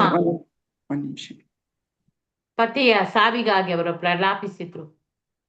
ಅವರು, ಪ್ರಿಯ ಪ್ರಭುವೇ, ನಿನ್ನ ಸಾವಿನಿಂದ ನಾವೆಲ್ಲ ಈಗ ಶವಗಳಂತೆ ಇದ್ದೇವೆ ಅಂತ ಹೇಳಿ ಅಳ್ತಾರೆ. ಕಾಶಿಯ ರಾಜನಿಗೆ ಸುದಕ್ಷಿಣ ಎನ್ನುವ ಒಬ್ಬ ಮಗ ಕೂಡ ಇದ್ದ. ಅವನು ಅಂತ್ಯ ಸಂಸ್ಕಾರಗಳನ್ನೆಲ್ಲ ಮುಗಿಸ್ತಾನೆ. ಕೃಷ್ಣನು ತನ್ನ ತಂದೆಯ ಶತ್ರು ಅವನನ್ನು ಕೊಂದಿದ್ದಾನೆ, ತಂದೆಯ ಋಣವನ್ನು ತೀರಿಸುವನಂತ ಹೇಳಿ ಅವನು ಕೂಡ ಪ್ರತಿಜ್ಞೆ ಮಾಡ್ತಾನೆ. ಸುದಕ್ಷಿಣ ತನಗೆ ಸಹಾಯ ಮಾಡವಲ್ಲ ಒಬ್ಬ ವಿದ್ವಾಂಸ ಪುರೋಹಿತರೊಡನೆ ಅವನು ಮಹಾದೇವನಾದ ಶಿವನನ್ನು ಪೂಜಿಸ್ಲಿಕ್ಕೆ ಪ್ರಾರಂಭಿಸ್ತಾನೆ. ಕಾಶಿರಾಜ್ಯದ ಪ್ರಭು ವಿಶ್ವನಾಥ ಶಿವ ಪ್ರಭು ವಿಶ್ವನಾಥನ ದೇವಾಲಯವು ಈಗಲೂ ಕೂಡ ವಾರಣಾಸಿಯಲ್ಲಿ ಇದೆ. ಪ್ರತಿನಿತ್ಯವೂ ದೇವಾಲಯದಲ್ಲಿ ಸಾವಿರಾರು ಮಂದಿ ಯಾತ್ರಿಕರು ಬಂದು ಸೇರ್ತಾರೆ. ಅಲ್ಲಿ ಸುದಕ್ಷಿಣನ ಪೂಜೆಯಿಂದ ಶಿವನಿಗೆ ತುಂಬಾ ಖುಷಿ ಆಗ್ತದೆ. ಅವನು ತನ್ನ ಭಕ್ತರಿಗೆ ವರವನ್ನು ಕೊಡ್ಲಿಕ್ಕೆ ಬಯಸ್ತಾನೆ. ಕೃಷ್ಣನನ್ನು ಕೊಲ್ಲುವುದು ಸುದಕ್ಷಿಣನ ಉದ್ದೇಶ ಈಗ. ಆದ್ರಿಂದ ಅವನನ್ನು ಕೊಲ್ಲುವಂತಹ ಶಕ್ತಿಯನ್ನು ತನಗೆ ಕೊಡಬೇಕು ಅಂತ ಹೇಳಿ ಬೇಡಿಕೊಳ್ತಾನೆ. ಶತ್ರುವನ್ನು ಕೊಲ್ಲಲು ನಡೆಸಬೇಕಾದ ವಿಧಿಗಳನ್ನು ಬ್ರಾಹ್ಮಣರ ಸಹಾಯದಿಂದ ತಾವನ್ನು ನಡೆಸಬೇಕೆಂದು ಶಿವನು ಸಲಹೆ ಮಾಡ್ತಾನೆ. ಈ ವಿದ್ಯುಕ್ತವಾದ ರೀತಿಯನ್ನು ಕೆಲವು ತಂತ್ರಗಳಲ್ಲೂ ಕೂಡ ಹೇಳಿದೆ. ಇಂತಹ ದುಷ್ಟ ವಿಧಿಗಳ ಕ್ರಮವನ್ನು ಸರಿಯಾದ ರೀತಿಯಲ್ಲಿ ನಡೆಸಿದ್ರೆ ಸುದಕ್ಷಿಣನ್ನು ಕೊಡುವ ಆಜ್ಞೆಯನ್ನು ಪರಿಪಾಲಿಸುವ ದುಷ್ಟ ಚೇತನವೊಂದು ಕಾಣಿಸಿಕೊಳ್ತದೆ ಎಂದು ಶಿವನು ಅವನಿಗೆ ಹೇಳ್ತಾನೆ. ಆದ್ರೆ ಯೋಗ್ಯ ಬ್ರಾಹ್ಮಣನನ್ನು ಬಿಟ್ಟು ಬೇರೆ ಯಾರನ್ನಾದರೂ ಕೊಲ್ಲಲು ಅದನ್ನು ಬಳಸಬೇಕಾಗಿತ್ತು. ಆಗ ಅವನೊಡನೆ ಶಿವನ ಪ್ರೇತಗಳು ಕೂಡ ಬರುತ್ತಿದ್ದವು. ತನ್ನ ಶತ್ರುವನ್ನು ಕೊಲ್ಲಬೇಕೆಂಬ ಸುದಕ್ಷಿಣನ ಬಯಕೆಯು ಕೂಡ ಆಗ ಕೈಗೂಡ್ತಾ ಇತ್ತು. ಶಿವನು ಹೀಗೆ ಸುದಕ್ಷಿಣನಿಗೆ ಪ್ರೋತ್ಸಾಹ ಕೊಟ್ಟಾಗ ತಾನು ಕೃಷ್ಣನನ್ನು ಕೊಲ್ಲಬಲ್ಲೆ ಅಂತೇಳಿ ಸುದಕ್ಷಿಣನಿಗೆ ಅನಿಸ್ತದೆ. ಕಠಿಣ ವಿರಕ್ತಿಯ ಪ್ರತಿಜ್ಞೆಗಳನ್ನು ಕೈಗೊಳ್ತಾನೆ. ಪುರೋಹಿತರ ನೆರವಿನಿಂದ ಮಾಟ ಮಂತ್ರಗಳನ್ನು ಹೇಳಲು ಪ್ರಾರಂಭಿಸ್ತಾನೆ. ಇದಾದ ನಂತರ ಅಗ್ನಿಯಿಂದ ಒಂದು ಬೃಹತ್ ಆಕಾರದ ಒಂದು ರಾಕ್ಷಸ ಆಕೃತಿ ಹೊರಗೆ ಬರ್ತದೆ. ಅವನ ತಲೆ ಕೂದಲು, ಗಡ್ಡ, ಮೀಸೆಗಳು ಕಾದ ತಾಮ್ರದ ಬಣ್ಣದಂತವು. ರಾಕ್ಷಸನು ಬೆಂಕಿಯಿಂದ ಮೇಲಕ್ಕೆ ಬಂದಾಗ ಅವನ ಕಣ್ಣುಗಳು ಕಿಡಿಗಳನ್ನು ಕಾರ್ತಿದ್ದವು. ದೈತ್ಯಾಕಾರದ ಬೆಂಕಿಯಂತ ಆ ರಾಕ್ಷಸನು ಅವನ ಹುಬ್ಬುಗಳ ಚಲನೆಯಿಂದ ಇನ್ನೂ ಭಯಂಕರವಾಗಿ ಕಾಣ್ತಾನೆ. ಅವನಿಗೆ ಹರಿತವಾದ ಕೋರೆದಾಡೆಗಳು, ಉದ್ದವಾದ ನಾಲಿಗೆ, ಅದನ್ನೆಲ್ಲ ಹೊರಚಾಡ್ತಾನೆ. ತನ್ನ ತುಟಿಗಳನ್ನು ಎರಡೂ ಪಕ್ಕಗಳಲ್ಲಿ ಕೂಡ ನೆಕ್ಕುತ್ತಿದ್ದಾನೆ. ಅವನು ನಗ್ನನಾಗಿದ್ದ, ಅಗ್ನಿಯಂತೆ ಪ್ರಜ್ವಲಿಸುತ್ತಿದ್ದ, ದೊಡ್ಡ ಶೂಲವನ್ನು ಹಿಡಿದಿದ್ದ. ಯಜ್ಞದ ಅಗ್ನಿಯಿಂದ ಹೊರಬಂದು ಅವನು ತನ್ನ ಕೈಯಲ್ಲಿ ತ್ರಿಶೂಲವನ್ನು ಚಲಿಸುತ್ತಾ ಅಲ್ಲಿ ನಿಲ್ತಾನೆ. ಸುದಕ್ಷಿಣನ ಪ್ರಚೋದನೆಯಿಂದ ರಾಕ್ಷಸನು ರಾಜಧಾನಿ ದ್ವಾರಕೆಯತ್ತ ತನ್ನ ಸಂಗಾತಿಗಳಾದ 100 ಪ್ರೇತಗಳೊಡನೆ ಹೊರಡ್ತಾನೆ. ಅವನು ಆಕಾಶವನ್ನೆಲ್ಲ ಬೂದಿ ಮಾಡುವಂತೆ ಕಾಣ್ತಾ ಇತ್ತು. ಅವನ ಪದಘಾತಕ್ಕೆ ಭೂಮಿಯೆಲ್ಲ ನಡುತ್ತದೆ. ದ್ವಾರಕೆಯನ್ನು ಪ್ರವೇಶಿಸಿದಾಗ ಕಾಲ್ಗಿಚ್ಚಿನ ಕಾಲದಲ್ಲಿ ಪ್ರಾಣಿಗಳೆಲ್ಲ ದಿಕ್ಕುಕೆಟ್ಟು ದ್ವಾರಕೆಯ ನಿವಾಸಿಗಳೆಲ್ಲ ದಿಕ್ಕುಕೆಟ್ಟರು. ಪ್ರಾಣಿಗಳು ದಿಕ್ಕುಕೆಟ್ಟವು, ದ್ವಾರಕೆಯ ನಿವಾಸಿಗಳು ಕೂಡ ದಿಕ್ಕುಕೆಟ್ಟರು. ಶಾಂತಿ ರೂಪಿಣಿ ಮಾತಾಜಿ ಓದಿ. ಹರೇ ಕೃಷ್ಣ. ಹರೇ ಕೃಷ್ಣ ಮಾತಾಜಿ. ಓದಿ ಆಗ ಮಾತಾಜಿ. ಕೃಷ್ಣನು ಅರಮನೆಯ ಸಭಾಗೃಹದಲ್ಲಿ ಚದುರಂಗದಾಟವನ್ನು ಆಡುತ್ತಿದ್ದನು. ದ್ವಾರಕೆಯ ನಿವಾಸಿಗಳೆಲ್ಲ ಅವನ ಬಳಿಗೆ ಬಂದು ಹೀಗೆ ಹೇಳಿದರು: 3 ಜಗತ್ತುಗಳ ಪ್ರಭು ಬೆಂಕಿಯಂತಹ ರಾಕ್ಷಸನೊಬ್ಬನು ದ್ವಾರಕೆಯನ್ನು ಸುಟ್ಟು ಬಿಡಲು ಬರುತ್ತಿದ್ದಾನೆ. ದಯವಿಟ್ಟು ನಮ್ಮನ್ನು ಕಾಪಾಡು. ಹೀಗೆ ದ್ವಾರಕೆಯ ಪೌರರೆಲ್ಲ ಕೃಷ್ಣನ ಬಳಿಗೆ ಬಂದು ಇಡೀ ನಗರವನ್ನು ನಾಶ ಮಾಡಲು, ಆಗ ದಯವಿಟ್ಟು ನಮ್ಮನ್ನು ಕಾಪಾಡು. ಹೀಗೆ ದ್ವಾರಕೆಯ ಪೌರರೆಲ್ಲ ಕೃಷ್ಣನ ಬಳಿಗೆ ಬಂದು ಇಡೀ ನಗರವನ್ನು ನಾಶ ಮಾಡಲು, ಆಗ ತಾನೇ ನಗರದಲ್ಲಿ ಕಾಣಿಸಿಕೊಂಡಿದ್ದ ಬೆಂಕಿಯಂತಹ ರಾಕ್ಷಸನಿಂದ ತಮ್ಮನ್ನು ಕಾಪಾಡಬೇಕೆಂದು ಬೇಡಿಕೊಂಡ. ತನ್ನ ಭಕ್ತರನ್ನು ನಿಶ್ಚಯವಾಗಿ ಕಾಪಾಡುವ ಕೃಷ್ಣನು ಈ ಅಗ್ನಿಯಂತಹ ರಾಕ್ಷಸನ ಬರವಿನಿಂದ ದ್ವಾರಕೆಯ ಜನರೆಲ್ಲ ಕಳವಳ ಪಡುತ್ತಿದ್ದರು ಎನ್ನುವುದನ್ನು ಕಂಡನು. ಅವನು ಮುಗುಳ್ನಗೆ ನಕ್ಕು, ಹೆದರಿಕೊಳ್ಳಬೇಡಿ, ನಾನು ನಿಮ್ಮನ್ನು ಕಾಪಾಡುತ್ತೇನೆ ಎಂದು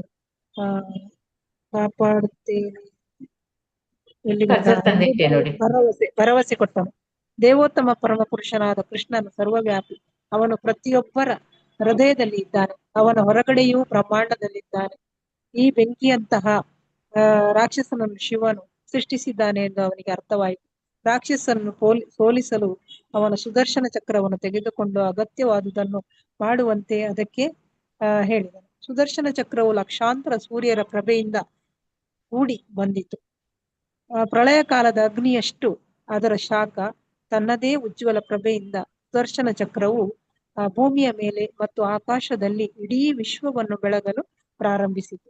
ಅನಂತರ ಸುದರ್ಶನ ಚಕ್ರವು ಶಿವನು ಸೃಷ್ಟಿಸಿದ ಬೆಂಕಿಯುಗೊಳ್ಳುವ ರಾಕ್ಷಸನನ್ನು ಮಂಜುಗಡ್ಡೆಯಂತೆ ಶೀತಲ ಮಾಡುತ್ತಾ ಹೋಯಿತು. ಹೀಗೆ ಕೃಷ್ಣನ ಸುದರ್ಶನ ಚಕ್ರವು ಬೆಂಕಿಯುಗೊಳ್ಳುವ ರಾಕ್ಷಸನನ್ನು ತಡೆಯಿತು. ದ್ವಾರಕಾ ನಗರವನ್ನು ನಾಶ ಮಾಡುವ ಪ್ರಯತ್ನದಲ್ಲಿ ಸೋತು ಅವನು ಹಿಂದಿರುಗಿದನು. ಹರೇ ಕೃಷ್ಣ. ಧನ್ಯವಾದಗಳು ಮಾತಾಜಿ. ಸ್ವಯಂಪ್ರಭಾ ಮಾತಾಜಿ ಓದಿ. ಹರೇ ಕೃಷ್ಣ. ಹರೇ ಕೃಷ್ಣ ಮಾತಾಜಿ. ಓದಿ. ದ್ವಾರಕೆಯನ್ನು ಇಂದ ಅಲ್ಲ ಮಾತಾಜಿ? ಹೌದೌದು. ದ್ವಾರಕೆಯನ್ನು ಸುಡುವ ಪ್ರಯತ್ನದಲ್ಲಿ ಸೋತು ಅವನು ಕಾಶಿ ರಾಜ್ಯವಾದ ವಾರಣಾಸಿಗೆ ಹಿಂದಿರುಗಿದನು. ಅವನು ಹಿಂದಕ್ಕೆ ಬಂದುದರಿಂದ ಪುರೋಹಿತರುಗಳನ್ನು ನೇಮಿಸಿಕೊಂಡಿದ್ದ ಸುದಕ್ಷಿಣನು ಮಾಟಮಂತ್ರಗಳಲ್ಲಿ ಅವನಿಗೆ ನೇರವಾಗಿದ್ದ ಪುರೋಹಿತರು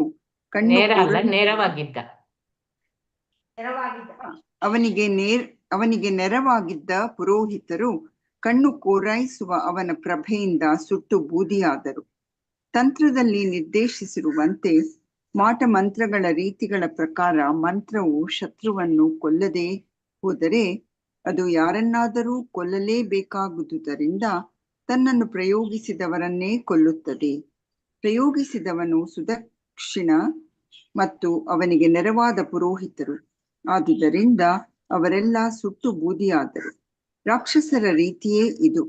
ರಾಕ್ಷಸರು ದೇವರನ್ನು ಕೊಲ್ಲಲು ಏನನ್ನಾದರೂ ಸೃಷ್ಟಿಸುತ್ತಾರೆ, ಆದರೆ ಅವರ ಆಯುಧಗಳು ಅವರನ್ನೇ ಕೊಲ್ಲುತ್ತವೆ. ಬೆಂಕಿ ಉಗುಳುವ ರಾಕ್ಷಸನ ಹಿಂದೆಯೇ ಸುದರ್ಶನ ಚಕ್ರವು ವಾರಣಾಸಿಯನ್ನು ಪ್ರವೇಶಿಸಿತು. ವಾರಣಾಸಿ ನಗರವು ಬಹುಕಾಲದಿಂದ ಬಹು ಶ್ರೀಮಂತವಾಗಿತ್ತು, ಮಹಾನ್ ನಗರವಾಗಿತ್ತು. ಈಗಲೂ ವಾರಣಾಸಿ ನಗರವು ಬಹು ಶ್ರೀಮಂತವಾಗಿದೆ ಮತ್ತು ಪ್ರಸಿದ್ಧವಾಗಿದೆ. ಭಾರತದ ಪ್ರಮುಖ ನಗರಗಳಲ್ಲಿ ಇದೂ ಒಂದು. ಆ ಕಾಲದಲ್ಲಿ ಅನೇಕ ದೊಡ್ಡ ಅರಮನೆಗಳು, ಸಭಾಗೃಹಗಳು, ಮಾರುಕಟ್ಟೆಗಳು ಮತ್ತು ಮಹಾದ್ವಾರಗಳಿದ್ದವು. ಅರಮನೆಗಳು ಮತ್ತು ಮಹಾದ್ವಾರಗಳ ಬಳಿ ರಸ್ತೆಗಳು ಸೇರುವೆಡೆಗಳಲ್ಲೆಲ್ಲ ಪ್ರವಚನ ವೇದಿಕೆಗಳಿದ್ದವು. ಖಜಾನೆ, ಆನೆ ಹಿಂಡುಗಳು, ಕುದುರೆಗಳು, ರಥಗಳು, ಕಣಜಗಳು ಮತ್ತು ತಿಂಡಿ ತೀರ್ಥಗಳನ್ನು ಹಂಚುವ ಸ್ಥಳಗಳಿದ್ದವು. ವಾರಣಾಸಿ ನಗರವು ಬಹುಕಾಲದಿಂದ ಈ ಎಲ್ಲ ಪ್ರಾಪಂಚಿಕ ಶ್ರೀಮಂತಿಕೆಗಳಿಂದ ತುಂಬಿ ಹೋಗಿತ್ತು. ಆದರೆ ಕಾಶಿಯ ರಾಜನು ಅವನ ಮಗ ಸುದಕ್ಷಿಣನು ಕೃಷ್ಣನ ವೈರಿಗಳಾದದ್ದರಿಂದ ಸುದರ್ಶನ ಚಕ್ರವು ಈ ಎಲ್ಲ ಮುಖ್ಯ ಸ್ಥಳಗಳನ್ನು ಸುಟ್ಟು ಇಡೀ ನಗರವನ್ನು ನಾಶ ಮಾಡಿತು. ಈ ಹಾನಿಯು ಆಧುನಿಕ ಬಾಂಬುಗಳ ಹಾನಿಗಿಂತ ವಿನಾಶಕರವಾಗಿತ್ತು. ಹೀಗೆ ತನ್ನ ಕರ್ತವ್ಯವನ್ನು ಮುಗಿಸಿ ಸುದರ್ಶನ ಚಕ್ರವು ದ್ವಾರಕೆಯಲ್ಲಿದ್ದ ತನ್ನ ಒಡೆಯ ಕೃಷ್ಣನ ಬಳಿಗೆ ಹಿಂದಿರುಗಿತು. ಕೃಷ್ಣನ ಸುದರ್ಶನ ಚಕ್ರವು ವಾರಣಾಸಿಯನ್ನು ನಾಶ ಮಾಡಿದ ನಿರೂಪಣೆಯು ಅಲೌಕಿಕವಾದದ್ದು ಮತ್ತು ಮಂಗಳಕರವಾದದ್ದು. ಶ್ರದ್ಧೆಯಿಂದ ಮತ್ತು ಲಕ್ಷ್ಯವಿಟ್ಟು ಈ ಕಥೆಯನ್ನು ನಿರೂಪಿಸುವವರು ಅಥವಾ ಕೇಳುವವರು ಪಾಪ ಕರ್ಮಗಳ ಫಲದಿಂದ ಮುಕ್ತರಾಗುವರು. ಇದು ಈ ಕಥೆಯನ್ನು ಪರೀಕ್ಷಿತ್ ಮಹಾರಾಜನಿಗೆ ನಿರೂಪಿಸಿದ ಶುಕಮುನಿಗಳು ಕೊಟ್ಟ ಆಶ್ವಾಸನೆ. ಪೌಂಡ್ರಕ ಮತ್ತು ಕಾಶಿರಾಜನ ಉದ್ಧಾರ ಎಂಬ 65ನೇ ಅಧ್ಯಾಯದ ಭಕ್ತಿ ವೇದಾಂತ ಭಾವಾರ್ಥವು ಇಲ್ಲಿಗೆ ಮುಗಿಯಿತು.